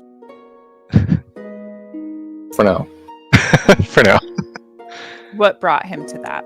What was the moment that he... His was change it in beliefs, the party's push on him? Party? It was just whoa. Nobody else really seemed to care. Mama, whoa. I will be fair. Inyo at times has been like, well, it's bad, whoa, but is it really that bad? Yeah. Because she's been saved. I feel like Cyril. if anyone was accepting of Woe's issues, it would have been Enyo, top. Enyo would have been I take him out, and then you take him out. Oh yeah, no. I was thinking about that metagaming. I was like, if Woe actually continued to do this, and then I go down the path that Inyo has always been thinking about, best friends for life. You know? Oh, you have no idea how closely Sitsu ties into that too. Oh yeah. Like it's like a perfect like trifecta, and then you just got Sarah on the Yeah, outside yeah. edge. He's No, the best. so like significant character development for Woe was like that moment that Affinity died, because it was like when you go through a breakup, your initial reaction is usually like, "Fuck you, you're wrong, I'm right." Like you're in the wrong, I'm in the right. I hate you. Mhm. But like in that moment, what ended up happening, it was like, here's someone who I'm like pissed off at or whatever. I'm angry at. Fuck them. Fuck their new girlfriend. I hate them all. But then you witness someone that you say you don't care about has something terrible happen to someone that they care about. And then all of a sudden you're like, maybe I haven't been the best to this person. Maybe I could have been wrong. And then was dealing with her own like internal conflicts through the rest of that whole situation. And then afterwards, and that's where she was kind of like, you know what? Maybe I should take a step back, because this shit's getting me deep really quickly. Yeah, I thought in the moment, and as I watched back through that session, that like your roleplay in that moment was like felt very authentic and very I natural was to very shocked. the character of Woe, and I was like, yeah, I can see that you're going through it right now, You're welcome. and like having this question of like, should I, like, does it make sense for Woe to keep like tagging along with these people? Like, is this where her future lies? Is with these fuck ups? Yeah, That's true. yeah. And to go back to Cyril briefly, like I think for me, I've always understood Cyril as, based on what you originally sent me about him, is this guy who he's not really that concerned with the past. He is bright-eyed and looking to the future. He wants to go see what's out there. He wants to make a name for himself. And we've seen many times throughout the campaign where he like just really wants to be accepted. He's going to shower everybody with gifts. He's going to just say yes to everything, and he just so wants that acceptance. And I think he also kind of masks some things with this maybe bravado and this like, everything's fine. But Yeah, when totally. we were in the sewers, I think that was like the first real moment of vulnerability we saw with Cyril, where he was like, "Oh, I'm not having fun. I would like to go home, please. I don't have the answers anymore. I want to be safe. But everything's scary." It did kind of start when Enyo murdered Affinity. I mean, sacrificed. Because, again, Cyril in the moment had kind of this logical puzzle. And this logical puzzle is, something has to be sacrificed. Oh, here's a knife.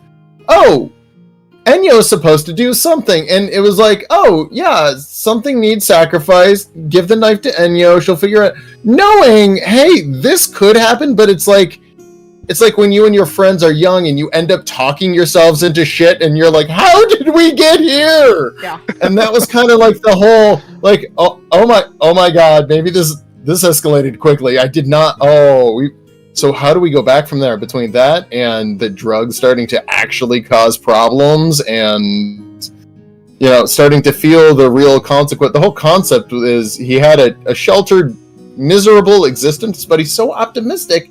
It really not bad. It was fine. That's what everyone goes through. Do you think that Cyril secretly wants within these people the family that he never had as a child? Secretly, openly, publicly, yeah. He's like, please just like me. Pretty much is. Accept me as I am. I mean, we saw that from session 1 when he was just glomming onto Falco. Yeah. Just like, please, I'll be a syndicate. Yeah. Pick me. Yes, Malloy, I know that you totally, got me my finger cut off and everything, but yeah, I'll talk to you some more. You just keep fucking me over. But you gave me a book. I will say, I do remember in that moment, before I made that decision as a player, looking at Alex, like, clearly, like, point blank looking at him on the screen. Because Alex said it. Alex said it out loud. Alex, yeah, he was the first one he connected the dots immediately, but then Enya was like, Cyril's right. We're going to take it to this level. Not this level. This level. Like, she took it all the way to the top tier level with just a warm, weird feeling from a random rusty dagger she got. So, I do remember the side eye Alex character gave me as I walked up. Which, that moment was definitely the one that I think would, as a DM, caught me the most off guard. I loved it and I rolled with it. I thought it was great. I thought, what I had envisioned was like, okay, someone's gonna like cut their hands and rub blood on the thing, and I was like, that would have perfectly worked, That's kind of what I thought was going to happen too. Is I was like, okay, I'm gonna sacrifice like a finger or two of hers or whatever, but just like keep the change. But I thought it was a brilliant move, and it made so my job always as DM is after a session, because I can never anticipate all the shit you guys are going to do. The places you're going to go, like I have some set pieces ready to go in the hopes that you'll maybe decide to go there, but is really just, okay, how do I piece everything back together now? And it's like the most fun and rewarding puzzle that I get to just tinker with throughout the week is like, okay, now that Enya did this, what's the consequence for Lyle? And based on that, what are they going to want to do? Oh, they're probably going to want to go to the Grey Keep. I guess I should make a map for that and figure out what this place looks like. Because a lot of things just exist in, like, I have a lot of specifics, but I also have a lot of just nebulous, like, I know generally what this area is or this faction is, but it's once you guys show interest in it or make decisions that it becomes important because you've decided it's important. Great. Ruby, roll. Oh, my turn. Yay.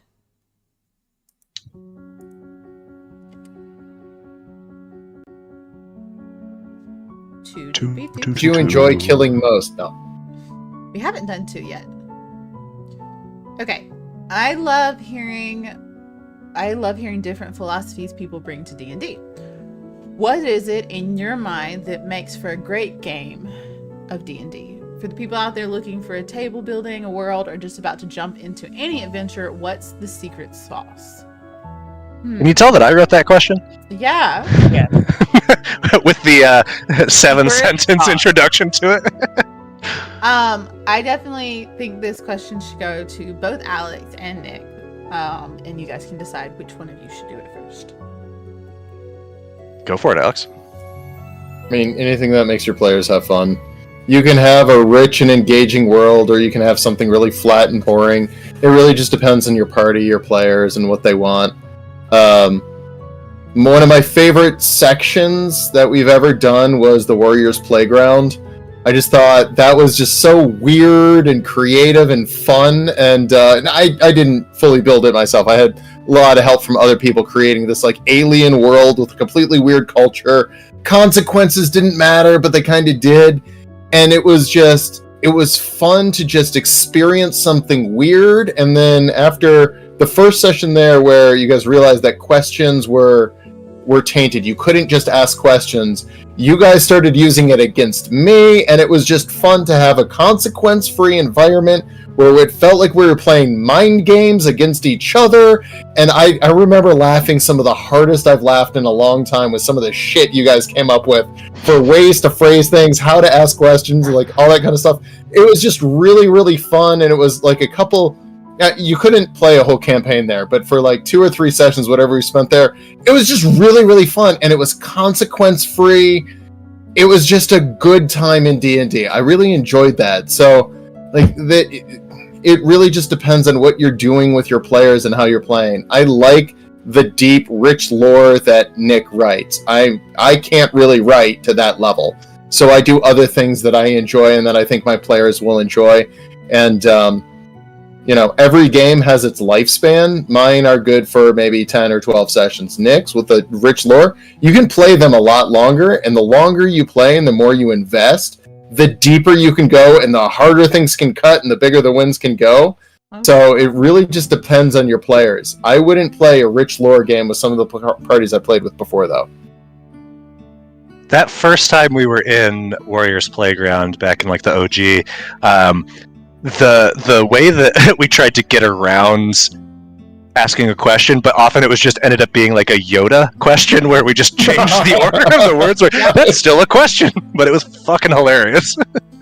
And I told Alex this like a week or two ago that I think that if you took the best parts of Alex and the best parts of me, we'd make like one hell of a DM. Because like you said, Alex, like I think I excel in like the storytelling aspect of things 100%. And the role playing, whereas Alex, you have like such good novel ideas for we're going to make a session, but it's not going to feel like any other session you've ever played in D&D because here's this crazy cool mechanic or this like weird facet of this setting that you've never encountered before, and you're a fish out of water and you got to deal with it.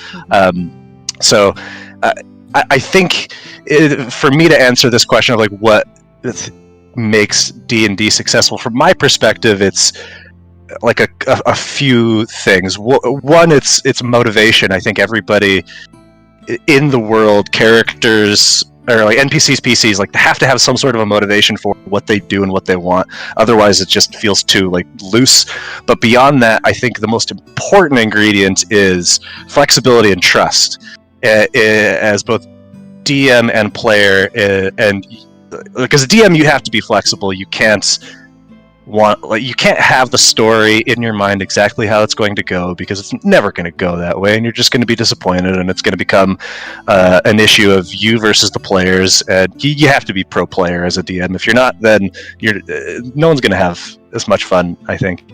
But beyond that, I think as a player in particular, you have to have some degree of trust in your DM that the shit that they come up with, the emotional damage that they inflict upon you, is hopefully going to have some sort of narrative payoff. And so I just always appreciate the degree of trust that my players show me, and that they let me fill in some of the gaps or from their backstory, or expand on things, and trust that I'm not going to fuck them over with it in any lasting way. Yeah.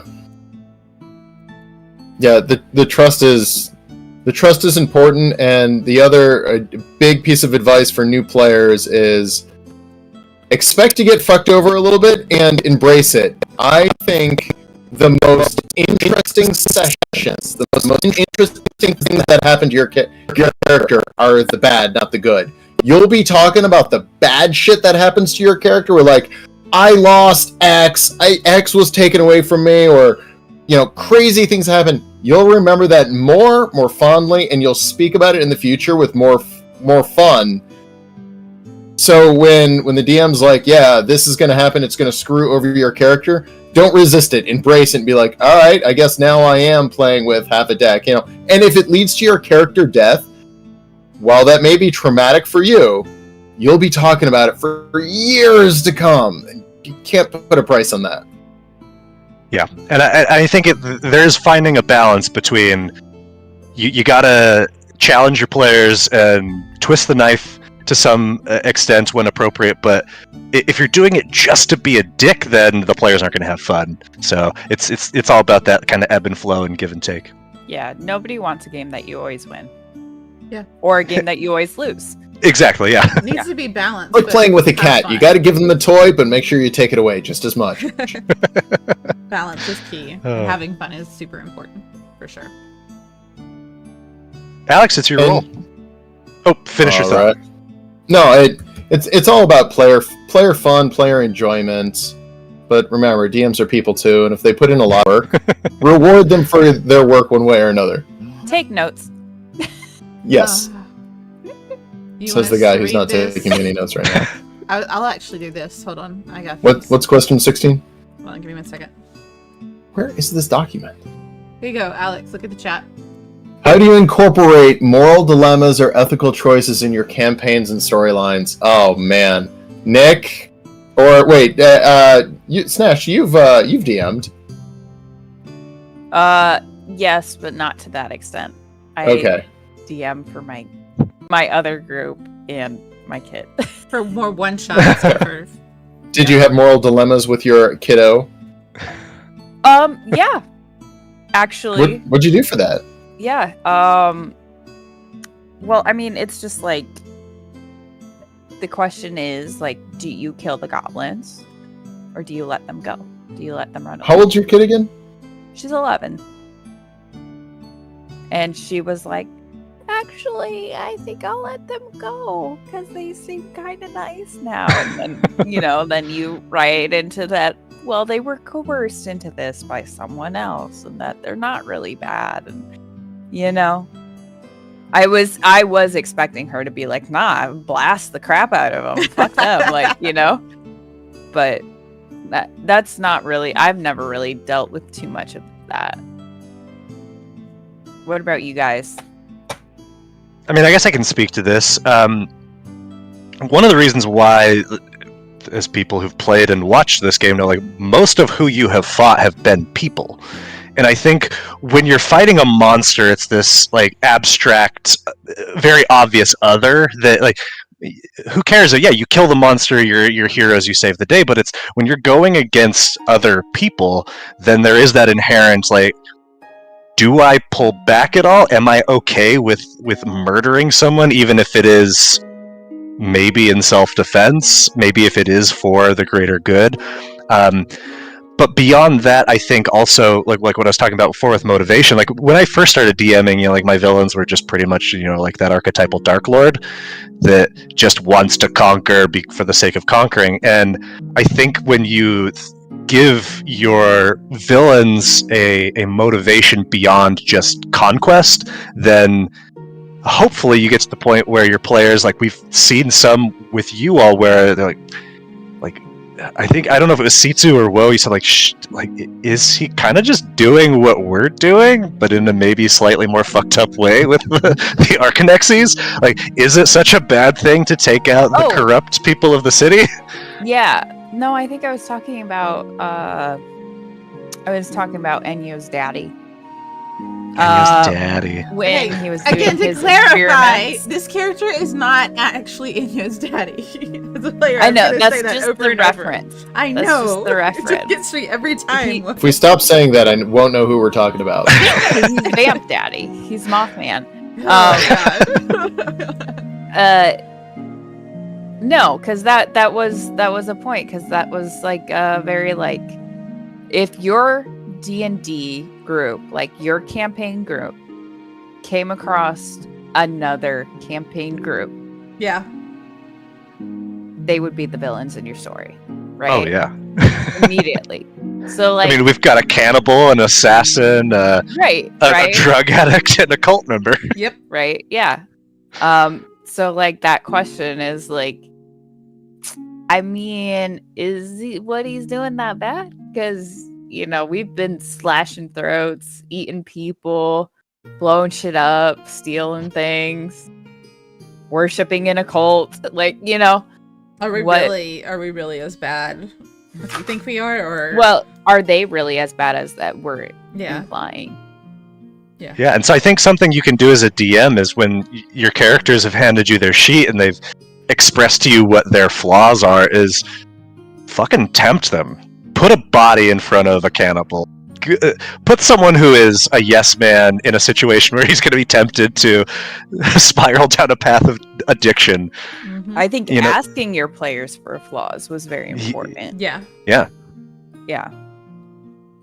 And also know what kind of game your players want to play. Like I've said, I think we unanimously like the moral ambiguity, the no clear good and evil.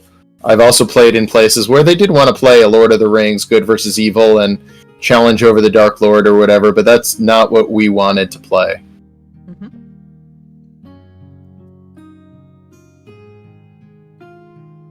Nick, isn't it your turn? Nick, I suppose it is. now the numbers get smaller. Oh, it's a one again. We've already done that. 17. 17, you say? So this sounds like it's for the DMs specifically. Have you introduced any home creatures or monsters into your campaign? If so, what inspired them? Alex, let's talk about your home brewing. Never done it. Lies. So one of the Dragon number 4. I was gonna say yeah, exactly. dragon One number of the naturally, I like combat tactics. I like that stuff. So I enjoy making some sort of a homebrew everything. One of the things that I find a major missed opportunity for 5e specifically is lack of monster weaknesses. I think having I like the 6 elemental system where you have like earth, wind, water, fire, or cold or whatever, and then light and dark. By giving everything one of the 6 resistances and weaknesses and making it somewhat logical to the situation, the party can now restructure their strategy where that person who usually hangs out in the back might have that one weapon, one item, one spell that is now critically valuable in this fight. And you can take someone who's usually a background character and put them front and center in a fight, and it suddenly changes the whole dynamic.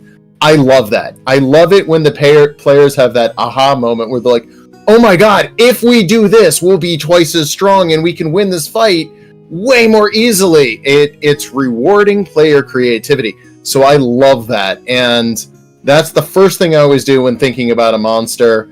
And then the other things that I think about is what can I do to my party to put them in a situation that they're going to really remember and think about. The False Hydra being one of my most famous ones. That was literally inspired by YouTube videos.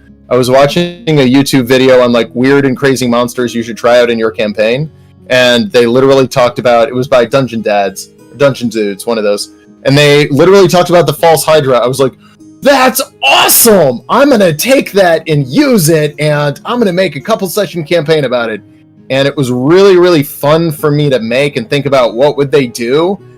But as a DM, your job is to world build, not story tell. So it had to be a world with rules that made sense. And then when all was revealed, they had to be like, oh, I get it. I see those rules. So building those rules and making sure you as a DM don't break them, really challenging.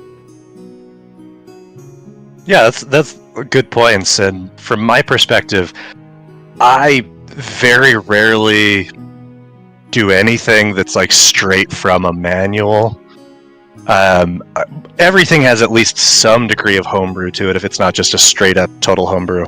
The Devourers, for example, were inspired by the Anthropophagus from Rick Yancey's Monstromologist novel, which is just also taken from mythology.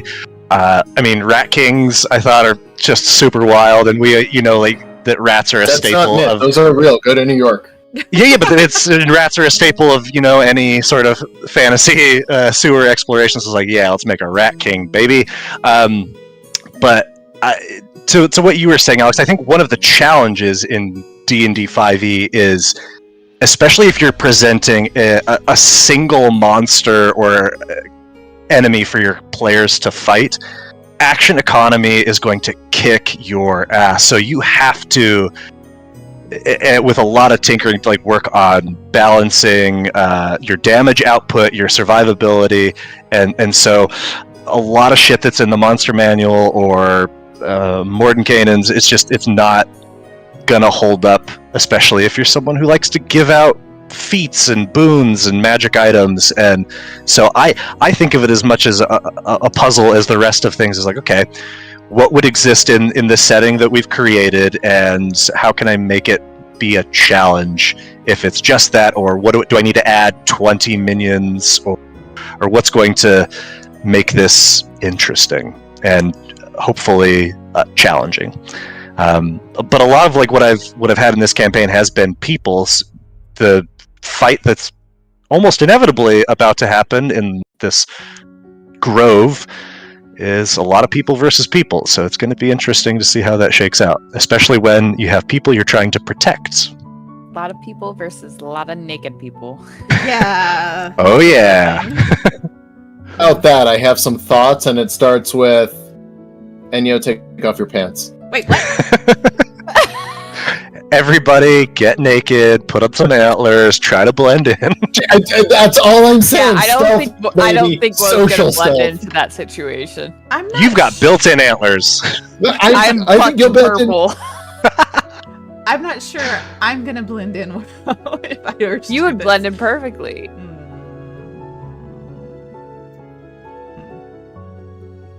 I don't know. Back to the about that. dice. The silence. I don't know about Back to that. the dice, I think. Whoa. Let's see. Give me something. We Pain, haven't again. had. We've done 16. How Again, dare you again. repeat? We done that And one we've done again, 10. Have we done 10? We covered 10 already, so I marked it. Okay. 5? Oh, that's new. All right. At what moment in our campaign did you feel like you really solidified or knew who your PC was as a person? And I created this question because like you come in having an idea of your character, but it's really through playing that they become who they are. And so I'm curious, like, at what point did you feel like, okay, now I know who Cyril is. I've got Woe, I've got Enyo. Mhm. This is who they are. I don't think Cyril knows who he is. I was gonna He's say, Snash, who do you want to ask, or is this to everybody? I guess it's to everybody. I can answer mine. Unfortunately, I already had her figured out because I had played her in a short campaign prior to this, and then I kind of just refleshed her with new ideas.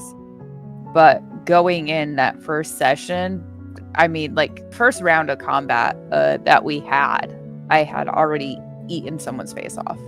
So like I already knew where I was at, like emotionally, and so like I feel like I also like to design my characters around myself, so it's easier to immerse. So like Woe, for instance, she's a hoarder. Not saying I'm a hoarder, but I'm the type of Order of a person- face eater. I'm a every crate, every vase, every inch of a dungeon is turned over in every single video game I play.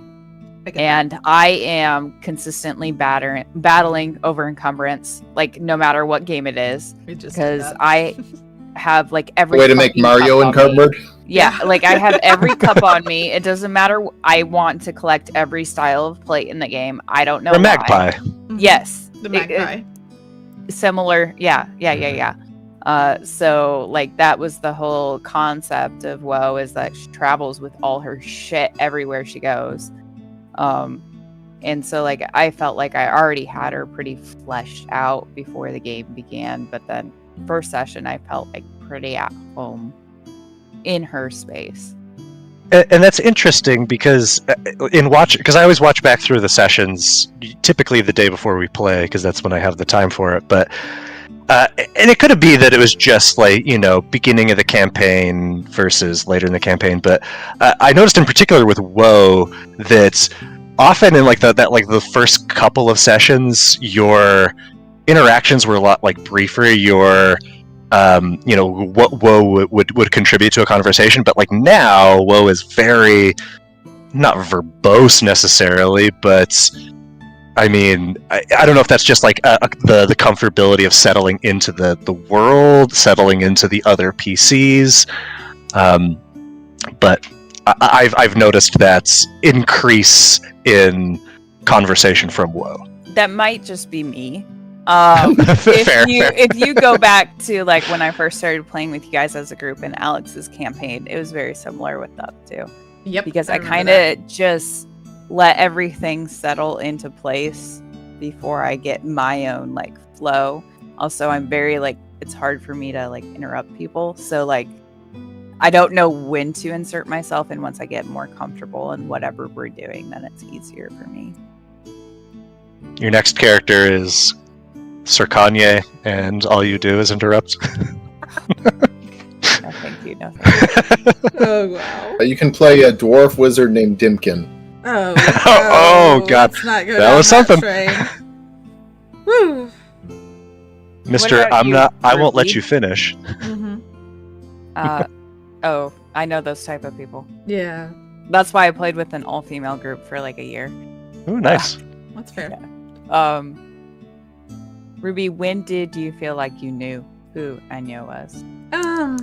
I had a very vague idea at the beginning of what Inyo was, and it was her whole point was striving for something more than what she was, and then as I started to explore and develop these relationships with all the other characters, and got these different opportunities that were more aligned with what she thought she wanted, it was very clear to me that Inyo wants to be a part of something great and bigger than herself, and that she's seen aspects of that, and she doesn't know how to grab onto it, and wants to grab onto it and just wholly immerse herself in it. But it's starting to change too.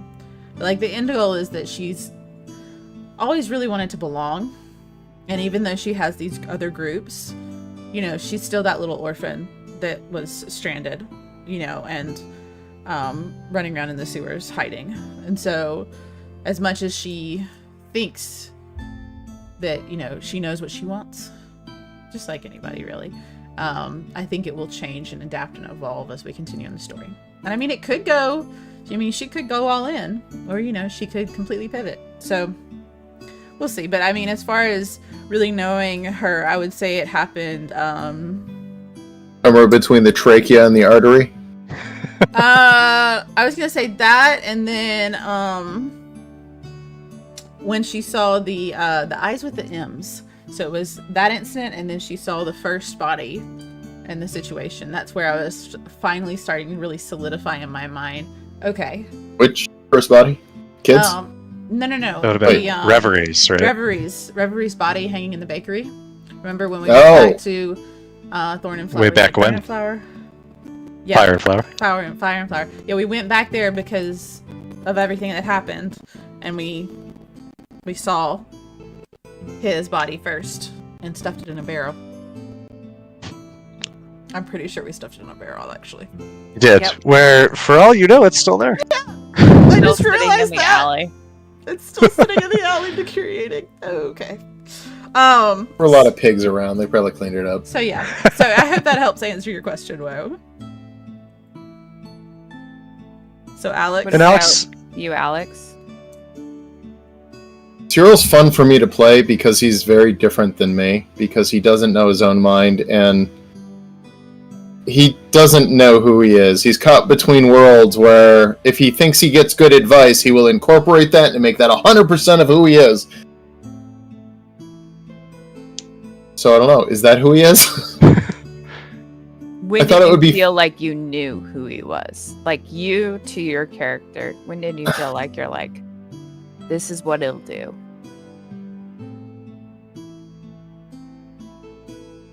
Probably during the pig fight, when he was like, haha, die kids, and then one of them actually dies and he's like, oh shit! Oh no, don't die to me, I'm sorry little buddy!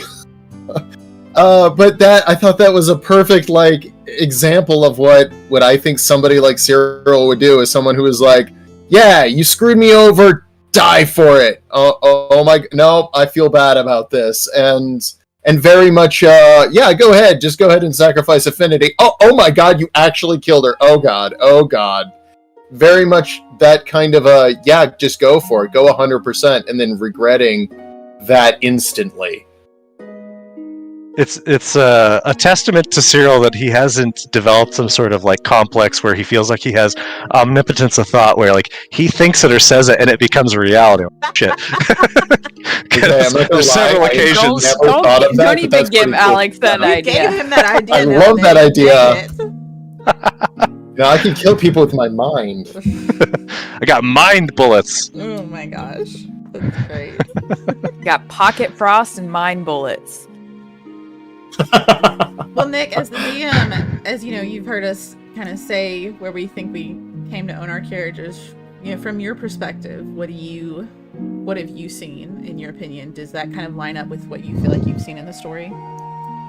Yeah, and I had thought about this question, like at what point I felt like I really understood your character. And I think for like Sitsu, I feel like Matilda had such a strong, and always has a very strong sense of who her character is coming into the game, that like from the very beginning, it's like, yeah, I understand Sitsu. I know what Sitsu's going to do in moments. I know like what's going to jive with her and what's not.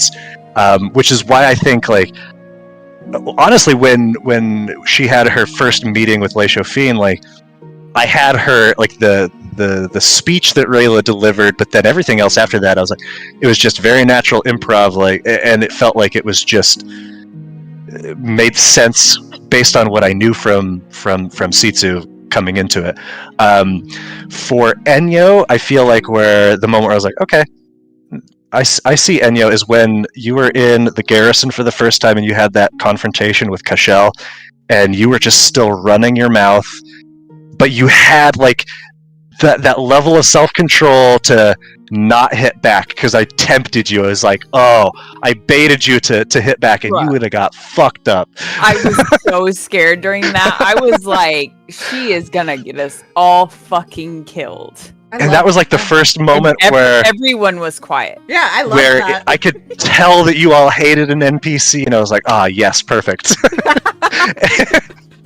I forgot about that. Because up to that, it was like page out of my book. Make people. every It was like NPC hunky dory. hateable. Well, and like and I had the information that I had shared about Cashel with people in their pre-campaign. So it was like, this dude's brutal. He is like, he's the top dog. He's not going to take any shit from anybody. And yeah, so if he needs to backhand a bitch, he's going to backhand a bitch, you know. So I thought that was like, all right. For Enyo, for Woe, I think when you sent your parents away in that particular moment, when you like abandoned your carts, which privately I was happy you decided to do, because I didn't want to do the bookkeeping of the carts. But it's like I could see the how Woe was going to be someone who like was going to just begrudgingly be sacrificing parts of herself, and selfishly I was like, I can play into this. And for Cyril, I feel, I mean, that first session when you were just so eager to be Falco's buddy, when he was really not giving you anything besides just like a sort of congenial sort of affability, and then throwing you over the banister, it was just so much fun. That was such a good scene. I loved that. And then seeing how Cyril fought in that first encounter, like when the tablecloth was put on you, and you're like, just you're rolling with the idea of this is an intense moment, but Cyril's just gonna be stupid and try to like get stuck under a tablecloth. I was like, okay, I know the character that Alex is playing in this moment. He's gonna be a lot of fun. He's gonna make bad decisions, and it's gonna be fun and funny. That's exactly what I was going for. Mission It's scary to try to play it. It's very scary to play it, because you're like, oh my god, is everyone going to be like, oh, stop being stupid? Like, having you, one of your first roles be to try to fight your way out of a tablecloth, I thought was great. Even that even surprised me. I was like, how did I get here? Yeah. How did we get down here?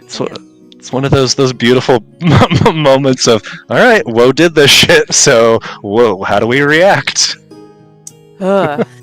Mage hands. Did we light the tablecloth on fire and then throw it on someone else's table? Yeah. Later, yes, you eventually put it on after it was on Cyril. Yeah. Oh, yeah, because I put it on Cyril to begin with, didn't I? Yeah, I was did. just like, get out of the way and hide. Like, duck down. Come on. Stay. Oh, gosh. Great. Too good. All right. Back in our early days. Enyo? I got it. You're going to have to roll like 15 times, I though. know, right? That's Do it what I'm again. thinking. You could also just, at this point, pick numbers if you want to. No, I like the rolling aspect of it. It's fun. Keep it going. Keep going. It's harder to roll a number that we haven't got, but 9. Ooh. Yeah, This is a good one. Okay, what do you enjoy the most in each other's characters? On a related note, besides your own, which character do you think it would be the most fun to play? Ooh. I think everybody should answer this one. Everybody should be a part of this question for sure. I'll go first though. I love Cyril's optimism. And even though my character gets frustrated when he pushes way ahead, she has become definitely more congenial and happy that he's there because he brings some levity to what she feels is, a very serious situation most of the time. I feel like when I think about Sitsu, I feel like that that's one of the voices of reason in the group. And Inyo as a character, she's like, will respect much anything Sitsu says. I think the only time she really will start probably to push back to her is when it becomes culty, like too much in her opinion. I think my favorite thing about Sitsu is just her passion and dedication, as that character is so passionate and so dedicated to those that she's close with, and to her beliefs, Whoa,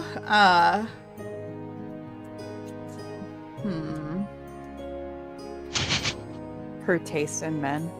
No, sorry, love, that's not it. Is that a cannibal joke or a bad dating joke? That was a cannibal joke. I think initially,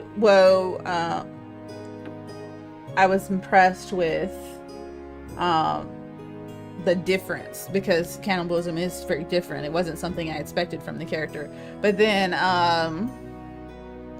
as I've got to know the character, I think the best way to say it, it comes with the relationship that you have with Gobblefunk, and just the point of view that you and Gobblefunk can come up with that can be so different from all of ours. It really allows me as a player to think outside the box. And Inyo has slowly come to think of Gobblefunk as a little kid, just like the grapes in FAT that run around, or used to run around her all the time when she was with FAT on the regular. And Inyo as a character, I think, is starting to put Woe in more of a sisterly type role, and really starting to align and understand the struggle she has, because as we've seen and mentioned, she almost can see, as Woe is going down this path, she can see that could potentially be something that she's going to have to start dealing with, but on a different level. Does that make sense? Yeah. So, yeah. Is there any other character that I should... Well, and who do you think you would have the most fun playing besides Enyo? Oh, yeah. I have no idea. We're so different. Probably Woe, actually. I think Woe. I think I would really enjoy playing Woe as a character. Yeah. Impulse control. Yeah. You would love it. I'd love it. I would be, honestly, I'd probably be the complete opposite of, no restraint. We're just going for it. But yeah. All right. Who's next? Alex? Jiwo. No, you go first. Oh, okay. So what do I enjoy most in everyone else's characters? So I love Enyo's uncomfortability. Right? So if you're like, hey, Enyo, put this skirt on, and she's like, dear God, no. Yeah, no, that's fair. I did not like that. Or I could imagine what Enyo's reaction would be to like if Woe hugged her in public. Right? She would She would just be it would, yeah, exactly. And I love that never has Enyo outwardly expressed any of that stuff, but because of the way that you have fleshed her out, you just know that she's not a hugger. Mm-mm. She won't even shake a man's hand. You know what I mean? Mm-hmm. If she's walking through a door, it's shutting behind her. Yeah, that's true. That's Right? what Inyo does. Right? So true. Right? Because she Doesn't understand. Yeah. she's a no contact person. She keeps everyone at a distance emotionally as well. But that's why I like her so much, because how easy it could be for someone like Cyril or Woe to make her uncomfortable. And I look forward to playing that more. Cyril's character, I strictly love the way that the party can use him. That's a good one.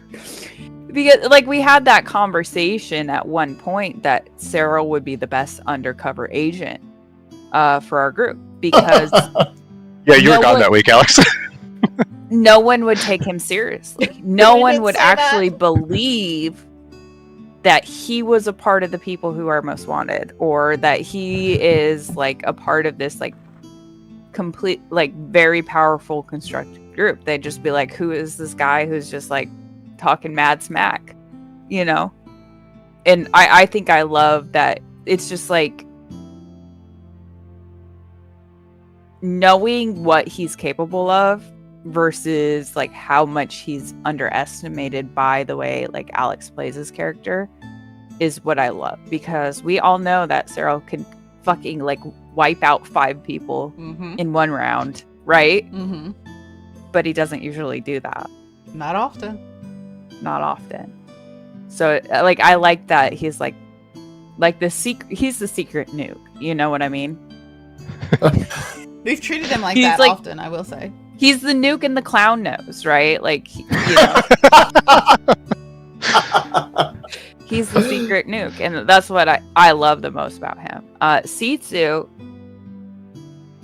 I like most recently, I love how much emotion Sitsu has as a character, because like there is so much like underlining emotion that she keeps. Like the way Matilda plays her is like impeccable. And most recently, like her worry has been like, hey guys, can we go do this thing? We need to do this thing. We're doing this thing now. You know? Oh yeah. And it's just like I love a character that can make you immediately care about them based on their emotions. Who would I think would be the most fun to play? I would love to be Gobblefunk for a day. Oh, you stole my answer. Yes. Nice. I love Gobblefunk, and I love getting to play him, and it's I think you get it's really a fun. lot of enjoyment, Nick. Like that's one of your favorite things once we get to like. I talk through it. do, and I feel like because I had conversations with Snash about like, what is Gobblefunk like what's his personality, because I want to try to have some at least facsimile of that for how I portray him. Inevitably I'm going to put my own spin on it, but How did that conversation go? I don't remember the exact wording, but was Lucy from Disenchantment. yeah, my and which gosh! someone even Yeah. put in the chat once, which I was like, yeah, that's basically what I was basing this off of. Yes, 100%. I did get those vibes. He's I haven't watched he's all of Disenchantment, but yeah. Like he's looking out for Woe, but he's also kind of like has his own agenda. Mm-hmm.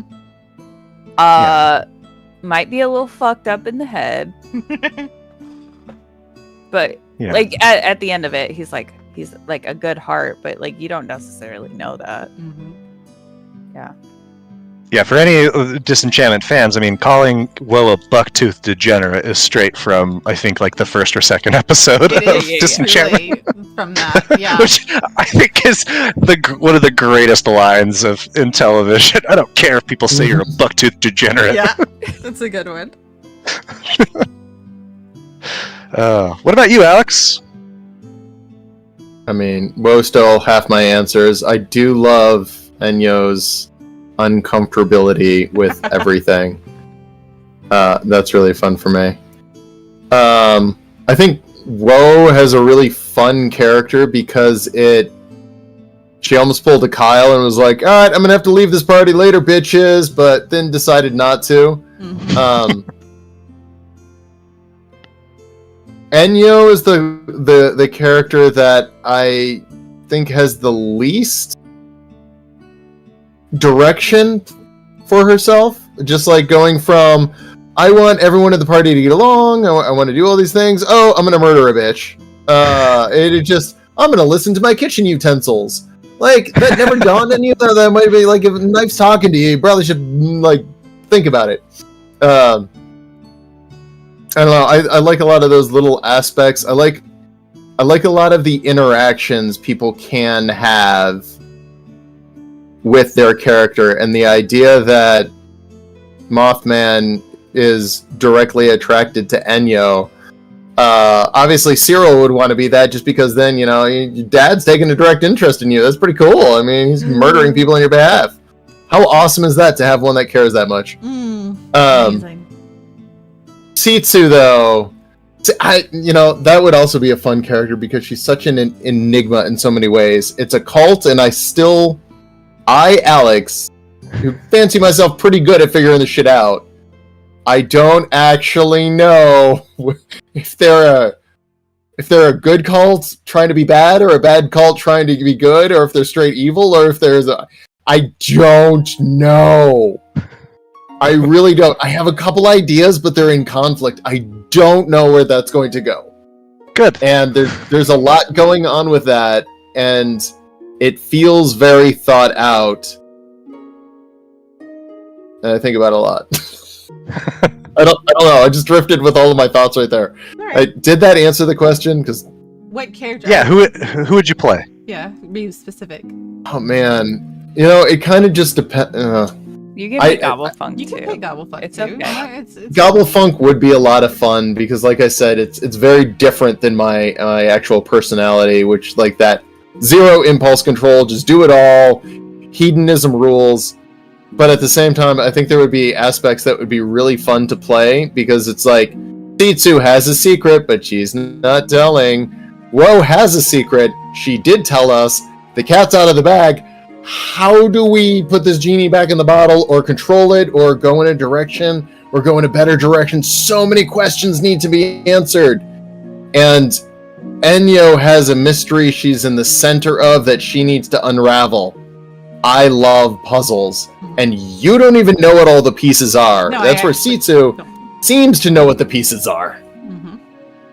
We all have different pieces that we know. Oh, well, yeah. maybe not Alex. Alex, do you have pieces that you know? Do you have pieces? We all have different pieces that we know. I believe. All right, well, we need to put this question to Nick as well. I think you need to, as a DM, share your thoughts. Yeah, I mean, you've all hit on a lot of really good things. I think with Sitsu, I really enjoy how clear Sitsu's code is for what she believes, but also something a little more subtle that I really enjoy is Sitsu's funny, got little jabs, little barbs that often just kind of go under the radar. But you're like, all right, Sitsu, I see you. Cyril, I love his malleability, how easily he is influenced, how he will just go with the flow, but also how much he secretly cares, and the thought that he shows the others. I think Cyril thinks more about the party than anybody else. He's the most Absolutely, genuine. without a question. Yeah, no, He's I would so agree. genuinely Yes. genuinely innocent. You know what I mean? Just blatantly, the way he does things is just that of a very trusting, innocent individual. You know what I mean? Mm-hmm. Almost Absolutely. childlike. I had a conversation with Egg at one point, which I don't know if you know him that well, Snash, but he was one of the guys who played with us for a little while there. And he and I had a private conversation. He was like, it's really hard to be the only male player in a group full of girls because you either end up as the asshole or end up as the simp. And I was like, yep. You can do both. You can do both. You can Trust really me. do both if you really put your mind. The simple. The simple. No, The not simple. The simple. Not simple. Exactly. Wow. Yes. For Enyo, I really enjoy how confident Enyo is in everything. Very. Enyo always has the answer, is always calm and deadpan, I try to be. even if she's dead wrong. Even if she's dead wrong. Even if she's gonna get the entire party just slammed. Oh yeah. Yeah. And Ruby, I do appreciate. I've said this to you before, but I appreciate that you have just rolled with the me fucking with your memories Oh, yeah. in terms of When not you told knowing me what's that, real and I what's was not. like, oh, this is gonna add a whole level of fuckery to my character that I'm not gonna have any control of. Let's do it. Yeah. And Woe, I think what I love most about Woe, like when you built your character and you shared your NPCs, your minor antagonist is an ex-boyfriend. Your ally is a grave digger who gives you access to things that you need. And I was like, I don't know, I just felt like, especially the ex-boyfriend being your antagonist, felt just like very human. And I think I like in this fantasy setting with all this weird shit, that Woe just feels very grounded and like understandable and normal in a way. Yeah, like when I fleshed her out, like for this game, I was like, I want something that feels normal. Like, you don't normally have parents. Like, what if you lived in this world, you would normally have parents, you would normally probably have an ex. You know, like, what are the biggest strife? Someone who's never, like, because I didn't want someone who's like, yes, I'm so powerful or whatever, you know, like, didn't have like a background in like murdering people or like any, you know, like nothing like extravagant. Someone who's just come into power through some sort of means that's not inherently theirs. What's their life like? It's normal, you know? Yeah, absolutely. In terms of who I would most want to play, I mean, I think I would have fun with any one of your characters. Alex, Cyril is easily the one that would be the most natural fit for me because he's most similar to the kind of characters that I've played. I think Woe having like this dynamic with Gobblefunk, with Lyle and your parents would be a lot of fun to explore. I think Sitsu would be the biggest challenge for me because every time I've played a character, like they've been kind of wishy-washy. Sometimes they're smart, sometimes they're stupid, sometimes they make good decisions, sometimes they make bad decisions. So I think that would be the biggest challenge for me to play someone like Sitsu. But I think narratively, with how things have so far gone, I don't know, there's a lot of mystery around Enyo, and I would love to be at the center of like, what can I learn about myself? We all know Enyo's the main character. Even if rogues, honestly, I think rogues are like my least favorite class. I think I would be, but I think role playing wise, it would be entertaining. It's all about you. That's what you all think. Y'all don't know shit about shit. I can't wait. It's really not all about me. It's all about Cyril. It's all about Cyril. Yes, 100%. Oh, goodness. Man. All right. We got a dice roll. Who's up? Cyril is up. Alex. What's left? Oh, Alejandro. Just roll 3, 4, 6, 7, 11, 14, 15, 18. Not 9. Try again. Nope. 5. Not 5.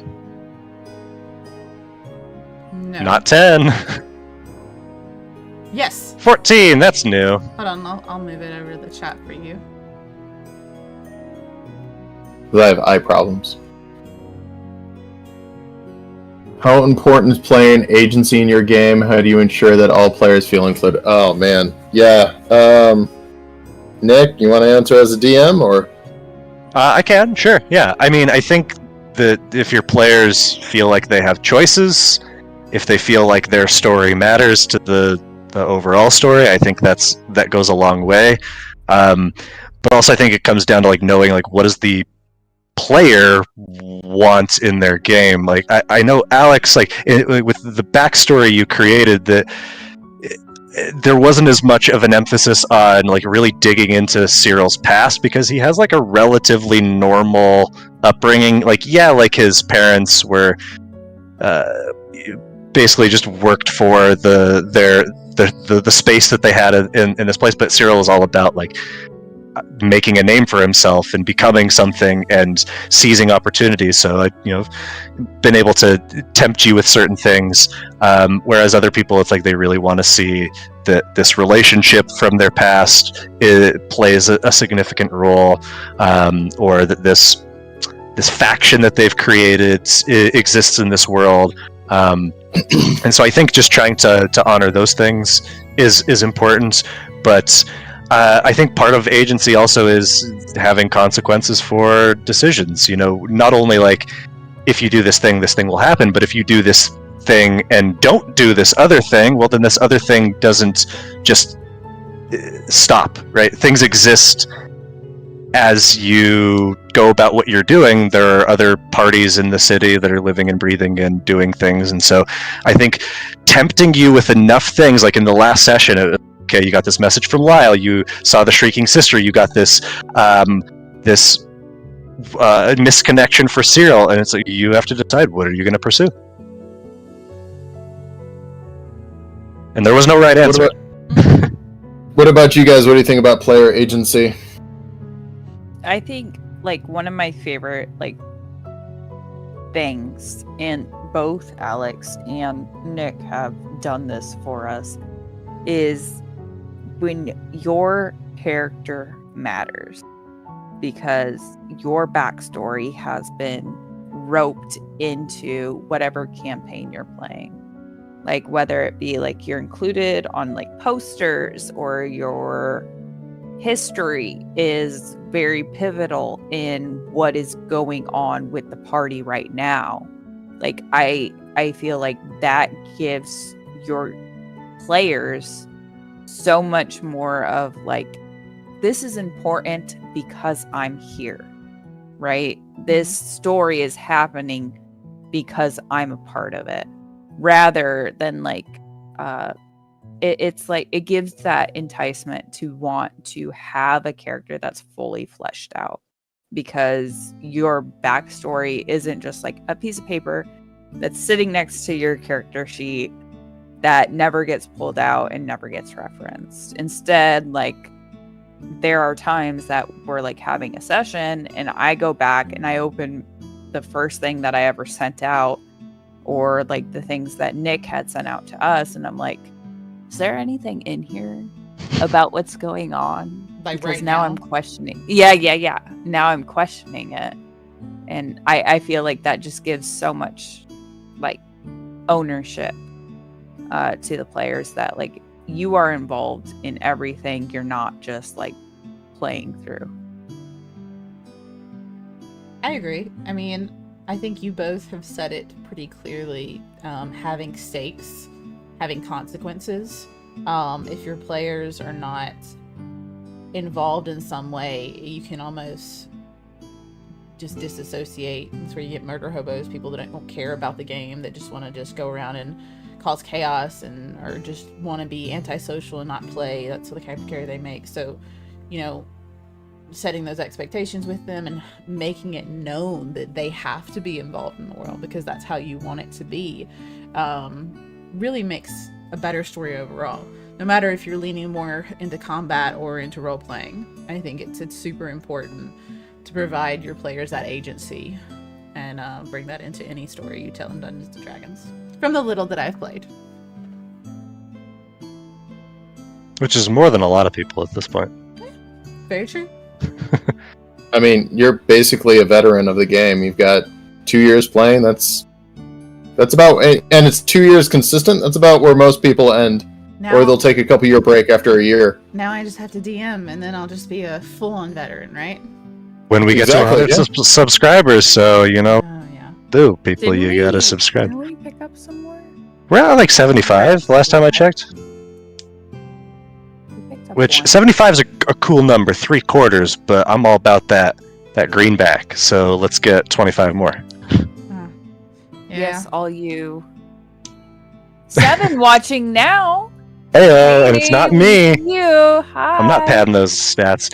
But if you're a DM out there and you're listening to that and you're like, God, backstories, it's hard, and like certain campaigns lend themselves more to really like weaving backstories into the hard campaign, and some of them don't. Like that's part of why I chose to set this in a city as opposed to a world. I've set games in worlds before, and it's hard because a world is so huge and there's so much, and a city allows you to more narrowly magnify like onto the players and their pasts. But it's a lot of work. Like that's what I spend my time in between sessions doing. Is I'm just like constantly thinking on my commute. When I should be grading papers, I'm like, how do I take this thing that Cyril did in this last session, and where's that going next time, or so forth. So it's DMing is a labor of love, and anybody who's ever done it will know that. That's why every time when I was playing with Alex, I would always, as much as I could, remind him, like, I had a lot of fun tonight, thank you so much, I appreciate this thing that you did, because I know that was a lot of work, so thank you for it. But we wouldn't do it if we didn't like it, and we didn't have awesome players who made it worthwhile. Yeah.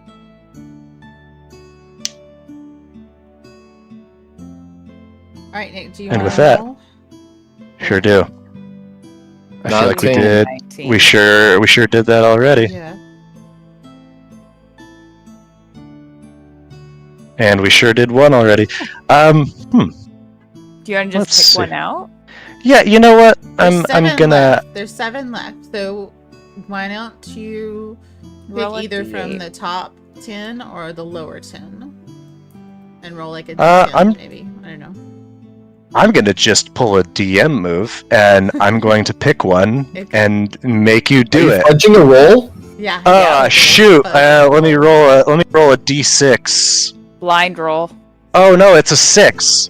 Yeah. Look at that. You don't even have a screen, dude. At least fake it. I know that was the joke. So something that's because like the only thing I do on social media is I like follow Reddit pages about D&D and Facebook groups about D&D, and one of the things that I see a lot from DMs posting is like, how do I get my players to role play? And you all are such fantastic role players. You do like such a great job of bringing your characters to life, and in doing so you bring the world to life around you. So what is your approach to role playing, and what would you give as advice to someone who's trying to add more role play to their game? I've personally had a lot of successes and failures at this one, where sometimes they want to engage with the world and sometimes they feel hostile towards it. Who, us? Yeah, no, it's some other group that very similar to you. It really just depends, but the bottom line is people. It's all about cause and effect. So if you're rewarding the behavior that you like and that you want to encourage, you will probably see more of it. So if that role play gives you a secret passage into that castle that you're trying to investigate, or if that role play gives you answer to a riddle that the party's trying to solve that gets them that item they were looking for or whatever, then they will be incentivized to do it. It's not perfect, but that is the simplest way that I know to encourage roleplay is you reward them, and it doesn't always have to be with magic items or whatever, but you reward them with things that they can enjoy by engaging with the world. And it helps to have a group where you start off and say, hey, this is going to be roleplay heavy. I'm looking for people who want to engage with the world. Yeah, I think that's good from a DM's perspective. I'm also curious, like from a player's perspective, like how do you approach, like really digging into that roleplay elements? Like how do you channel that when I know a lot of people struggle, and I've played with groups that aren't really into roleplay or have a hard time with roleplay. So if someone's like, okay, I know that my group wants me to be a stronger role player, and they're creating opportunities for me, but it's still like I'm still not sure. Like, what could you tell those people? Like what advice can you give them for how to jump into roleplay more? Tough ask, I know. Do it, and voices are not role playing. I think like the biggest thing. So I have like still terrible social anxiety. Like I am like, it is so hard for me to even interact with people for the very first time. And I like my very first group I played with, like roleplay was non-existent. If it was like we were talking to someone, it would be like, yeah, my character goes up and asks where do they keep the gold here? And it's like, you know, that was like the extent. And then I have another group that it's very light role play. It's more like conversing between players than anything. This group was like my first real experience to get to actually role play with people. And I think like my number one advice would be comfortable with the people you're with. And in that same aspect, like make sure that the people around you feel comfortable. Because if you make any sort of environment that feels like if someone's trying a voice or if someone's being their character in any aspect, don't make them feel uncomfortable about that. Don't make them feel made fun of. Don't make them feel targeted. You know, it's just like very much, I think it's most important to have a group that you feel comfortable with. And then it almost feels like it comes naturally because not only do you develop friendships amongst the people who play, is the more you play together, you feel like you have like, I don't know, like I feel like we as a group play off of each other so well at this point after playing with each other so much because we know each other's cues. And so like if someone's having a scene, like you know how to insert your character in that scene without taking over the scene. You are asking leading questions, give that other person that emotional moment for their character. I'm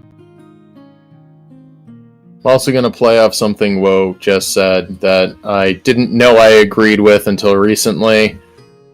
I try never. I like to joke around and tease people. I never tease people about their role-playing unless I know they're very confident in what they do. But I'll never be like, yeah, the way you said that was silly or whatever. I'll make jokes in character with that character, making fun of that character, but never make fun of the way the person is playing their character, even as a joke. I try never to do it, and of the times that I've slipped up and done it, I tried to privately apologize, because that is a surefire way to make people never, ever, ever roleplay again. I don't mean never roleplay at your table. I mean, if someone is new and they're underconfident and they get made fun of, they may never play D&D again, and they will just lose respect for the entire genre of D&D just off one really bad incident at the wrong time when they're still new and still learning. So I cannot stress that enough. Don't make fun of the way people roleplay unless they're a very, very confident professional. I still wouldn't do it. It's to me, it's a taboo thing to make fun of the way somebody roleplays. And if I ever do it, call me on it. And I'll piggyback off that.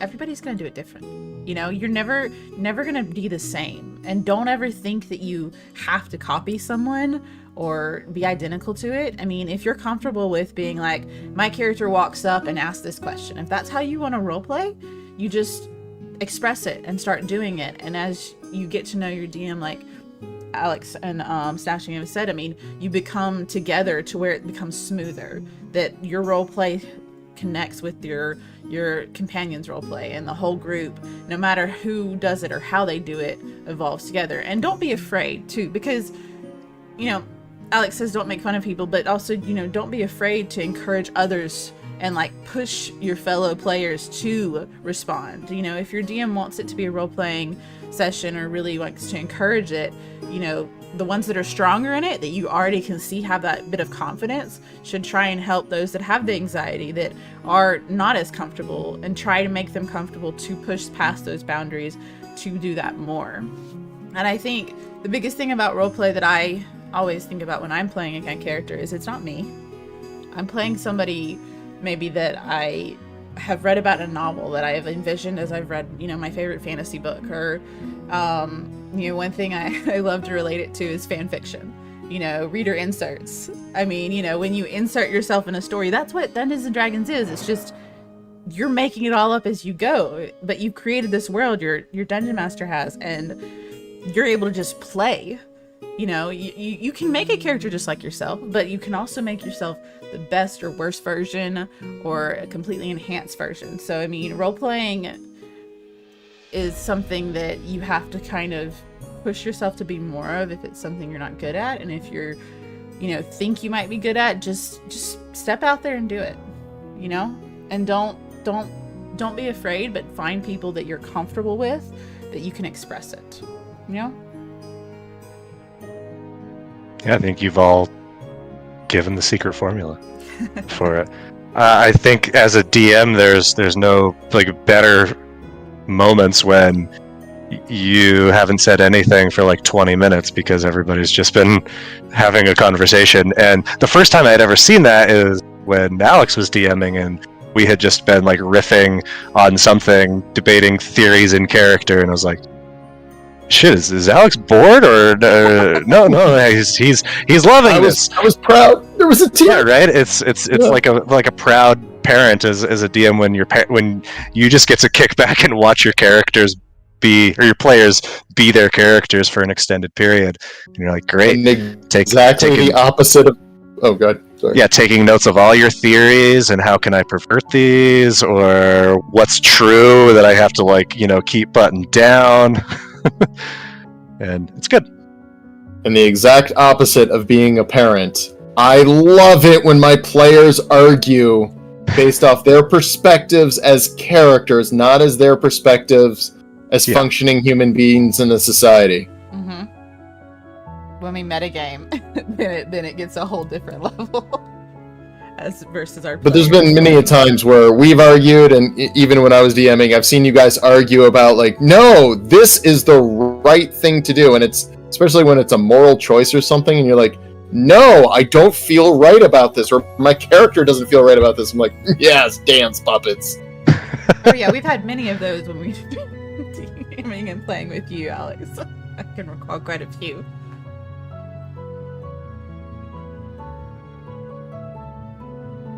So, I have an idea.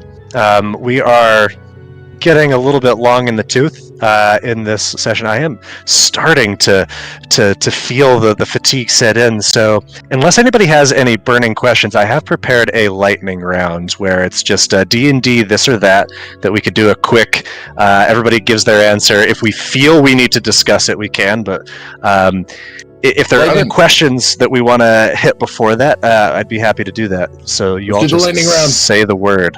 I'm fine with doing the lightning round. Smash. Let's go. Let's go. So let's set an order for how we're going to respond. So who's going to be our shoot from the hip first person? I'll do it. I will. Snash roll. Alex was first, so it will go Alex, Snash, and then Ruby. Okay. That's why I stay quiet. Number 1, marshals or casters? Casters. Oh, are we going each? Yeah. Casters. I don't understand what you mean by marshals. like a primarily fighting with weapons instead of magic. Yeah. Oh, marshals. Actually. Interesting. Yeah, it makes sense with what you've played so far. Battle maps or theater of the mind? Battle maps. Live terrain, please. Oh my god. I'm sorry, theater of the mind. So you place your pieces with your pinky out the whole time? Yeah. I will build a whole map. All right, when you DM, I'm looking forward to it. Yeah, right? Mine is 100%. We're gonna have to do that one in person with 2 weeks of setup.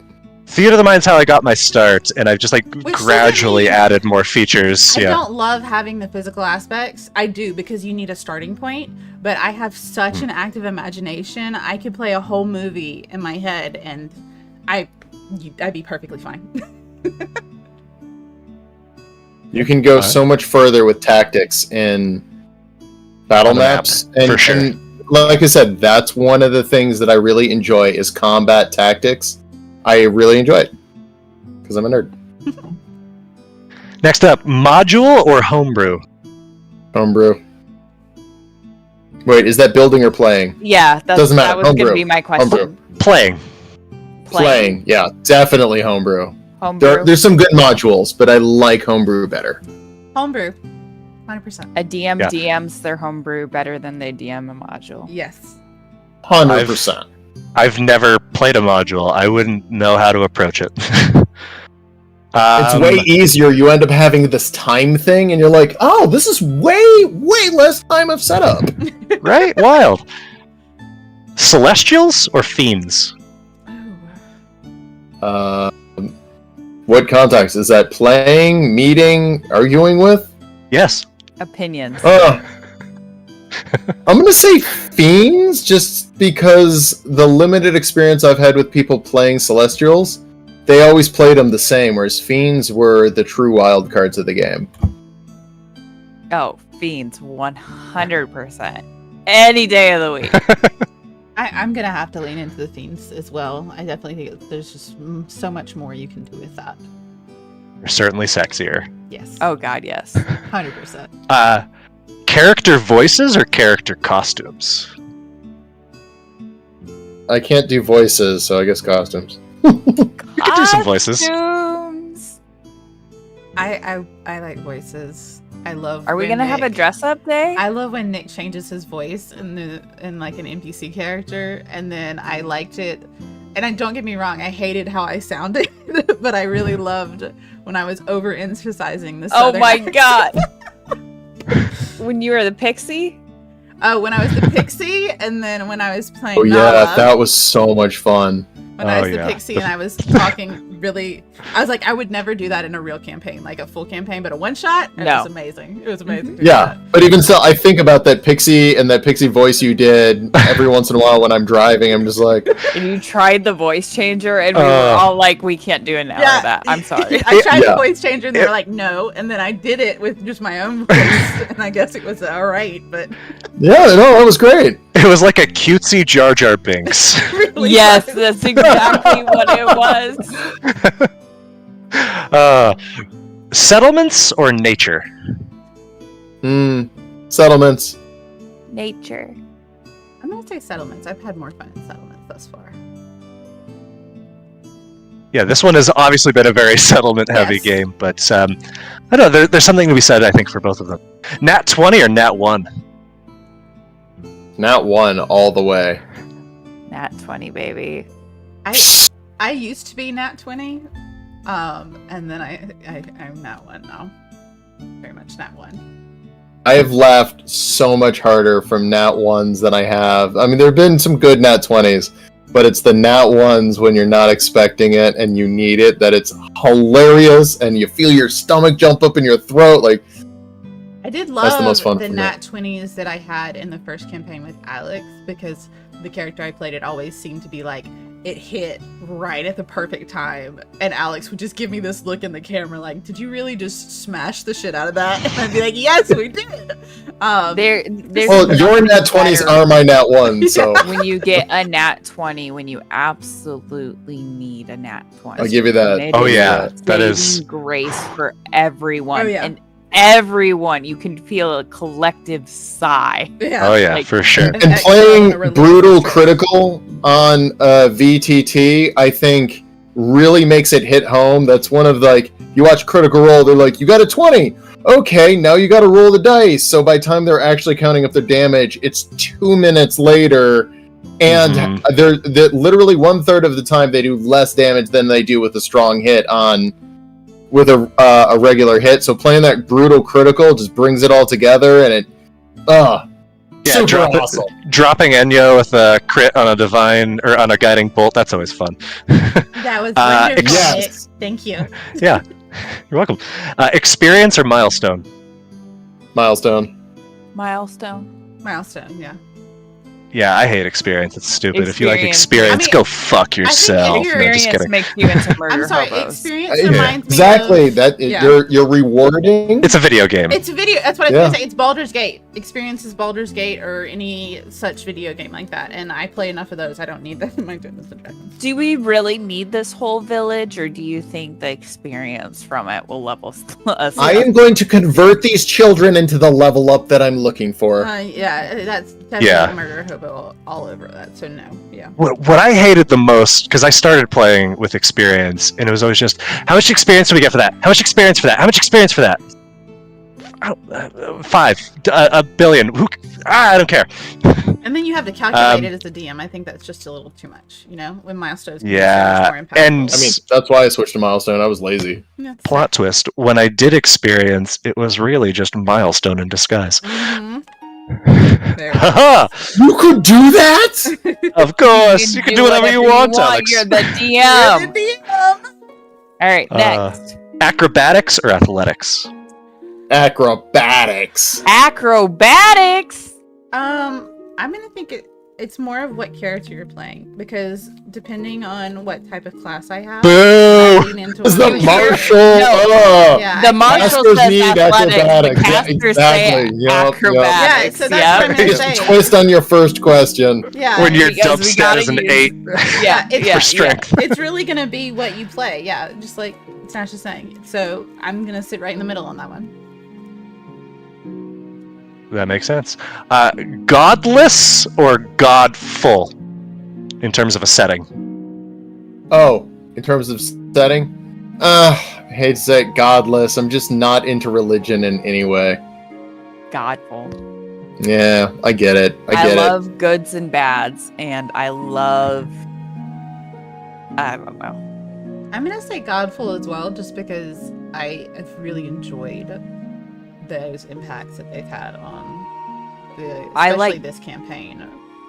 I like Lewis. godful with direct interaction with people. Like I don't like I like when there's actual cause and effect from having gods in I the do world. kind of like though how we're doing right now, especially because we know there are some that are truly active, and there's some that we don't know are active. But with how the world is coming together, you almost think that I think as a player that there's got to be some of them that are active that we just can't hear. You know what I mean? So that's been fun. Oh, Don't go there, Nick. y'all are in Don't for just- some shit. Don't just shush. You think you know things, you think you don't know things. Maybe you do, maybe you don't. I don't know, we'll see. Mhm. Lawful or chaotic? Gotta have a mix. It's more fun to play the odd person out in the party. If everyone is lawful, it's fun to be the chaotic. If everyone's chaotic, it's fun to be a little lawful. I can't play a lawful character. I'm sorry. I'm gonna go with both. I'm enjoying my chaos more. I'm gonna go with both, but I definitely lean to. Okay, you're getting ready for bed, Char. I'll be there in a allowing minute. your lawful characters to be chaotic. You know what I mean? Because there are going to be Yeah. moments where they're going to be pushed to an extreme, and that breaking point is going to cause chaos. So, again, it's going to be a balance of both for sure. Very nice. Randomized loot or player curated curios? Player curated. There's another way to do it, you. I don't know. I'm a fan of tables because sometimes you get the most random, unuseful shit, and it sucks so bad that it's good. I'm gonna sit on the line between these two because I think there are definitely points where you need to have player-specific items because there's something in the story that you might be going for it as a DM that would need that. But I love the idea of just the tables that we had where you don't know what the player's gonna get, and it could be something like really terrible to something really good. And I think the prime example for me is the bubblegum that Alex gave me ages ago. Do you remember the bubblegum, Alex? You're all out of it, I heard. Yes, I am. You want to hear a joke? You have never played in a campaign with a randomized anything.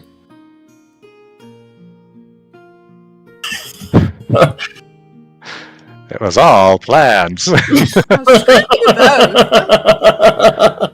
both. From But you don't know if I'm DM's joking or not, so it makes I it know. perspective, when early on, like this has been a really low magic item game so far, and that's because I've learned from my mistakes with giving way too much shit. But I like making stuff. I'm a tinkerer, so I like homebrewing my shit.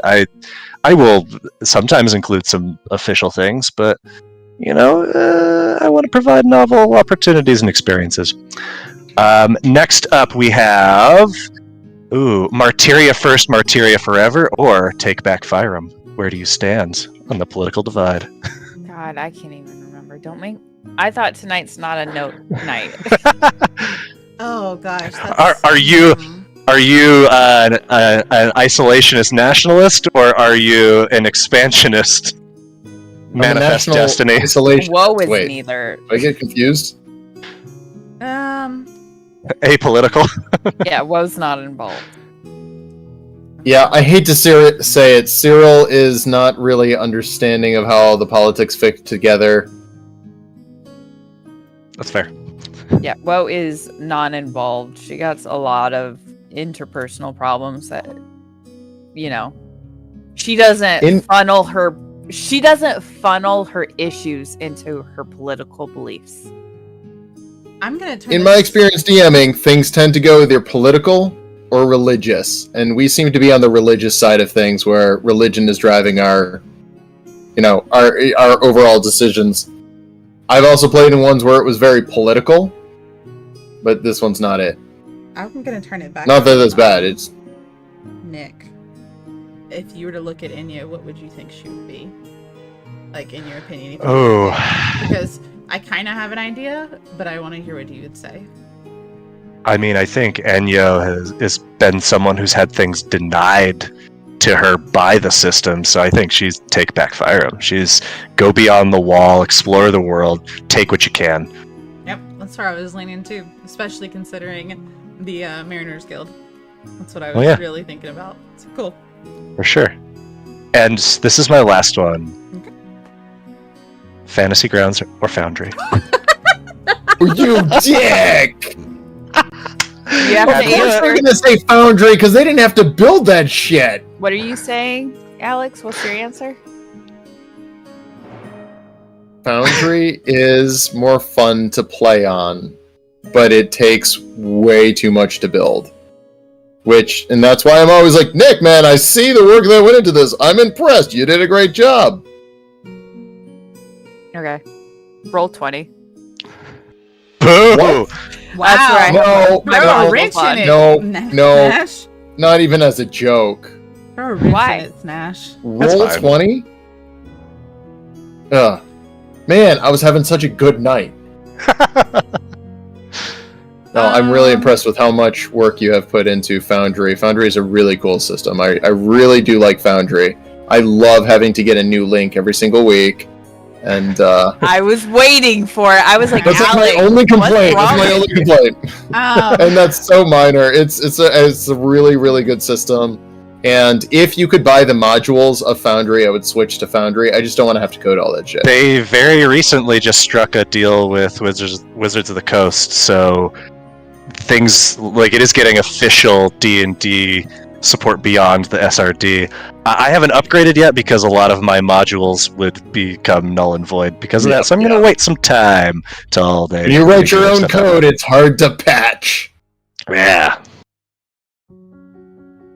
What's your I answer, Ruby? love Fantasy Grounds because I have all the information at my fingertips.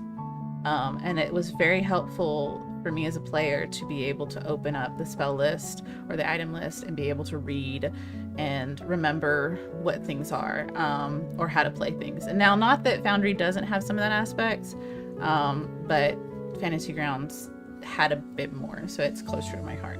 And I do love Foundry, and Nick, I see the work you do, and you make it so enjoyable to play on it.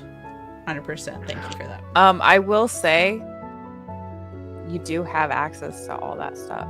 I know, I have it in other areas, and are you No, talking you about have on it Foundry? on- Yeah. Yeah. No, I mean there are some. Yes, I do have access to read and review that once it's on my page and stuff like that. But I was able to dig more into it over there. I digged more can. into that. I know, but I You have it can on dig- here. That's why I'm saying I like that one better because I did it over there. Oh. I haven't done that on here. Okay. I was gonna be like, I can show you where the tab is. You can show me. That's It's fine. literally right here. No, we can do it. No, it's fine. You said it. You can't take it back now. I'm not taking it back. It's being honest. I did. It's all good. And that's why I like that one over there. So there you Way to go. end on a friendly fucking note, Nick. I like all the pictures on Foundry. Oh, like icons for Yeah. items and stuff. I that's think helpful. the I think Foundry that's interface cool. is more pretty.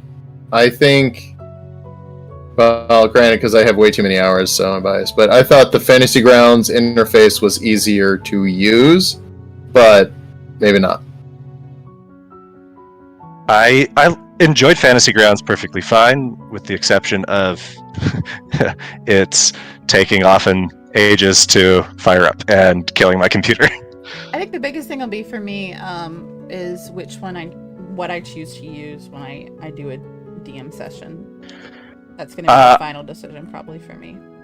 I'm going to recommend none of the 3 options that have been mentioned. As a first-time DM, there's something called Owlbear Rodeo, which is a free online, very easy to jump into, good for a one-shot or a short campaign, or even a full campaign. It's pretty intuitive, and Okay, it doesn't- I'm coming. doesn't house character sheets, but it does like all of the other important things. Because Foundry, if I gotta put the chart to bed. No worries.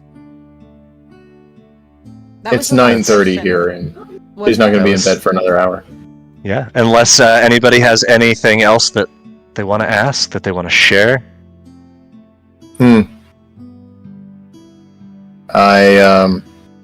As a DM, I'd love to be able to do voices just like Nick. That's pretty cool. It's a manifestation of my ADD that is undiagnosed because I just do voices all the time to entertain myself. Fucking awesome. Have a good night, guys. I gotta roll early. Night, early Alex. tonight. Sorry about that. It's all good. Okay. Well, I guess I will say just maybe one last thing to kind of end on maybe a slightly different note is, if you think about these sessions to come, what is something that you are most looking forward to doing, learning, seeing as we move on back into the campaign? I want to meet Enyo's dad. Meet the vamp daddy. Yeah, was ready to move on in her love life. no, as Inyo, I want to confront whom I think killed my family, and also meet Vampire Daddy. Oh, I want you to meet Vampire Daddy, and who's to say you haven't already? That's fair. That's fair. Oh my god! Oh my god! I have to like be devil's advocate and make you question things. Always. That's what your job is. But anyways, we're on our streaming ending, so thank you guys all so much for joining us for our Q&A. We'll be back next week though, and C2 will be back with us, right? Hooyah. And got a showdown with some fanatics. Yes, we do. Well, thank you guys so much. Y'all have a good night. Everybody say bye. Thanks for watching. Thanks for your questions. Bye.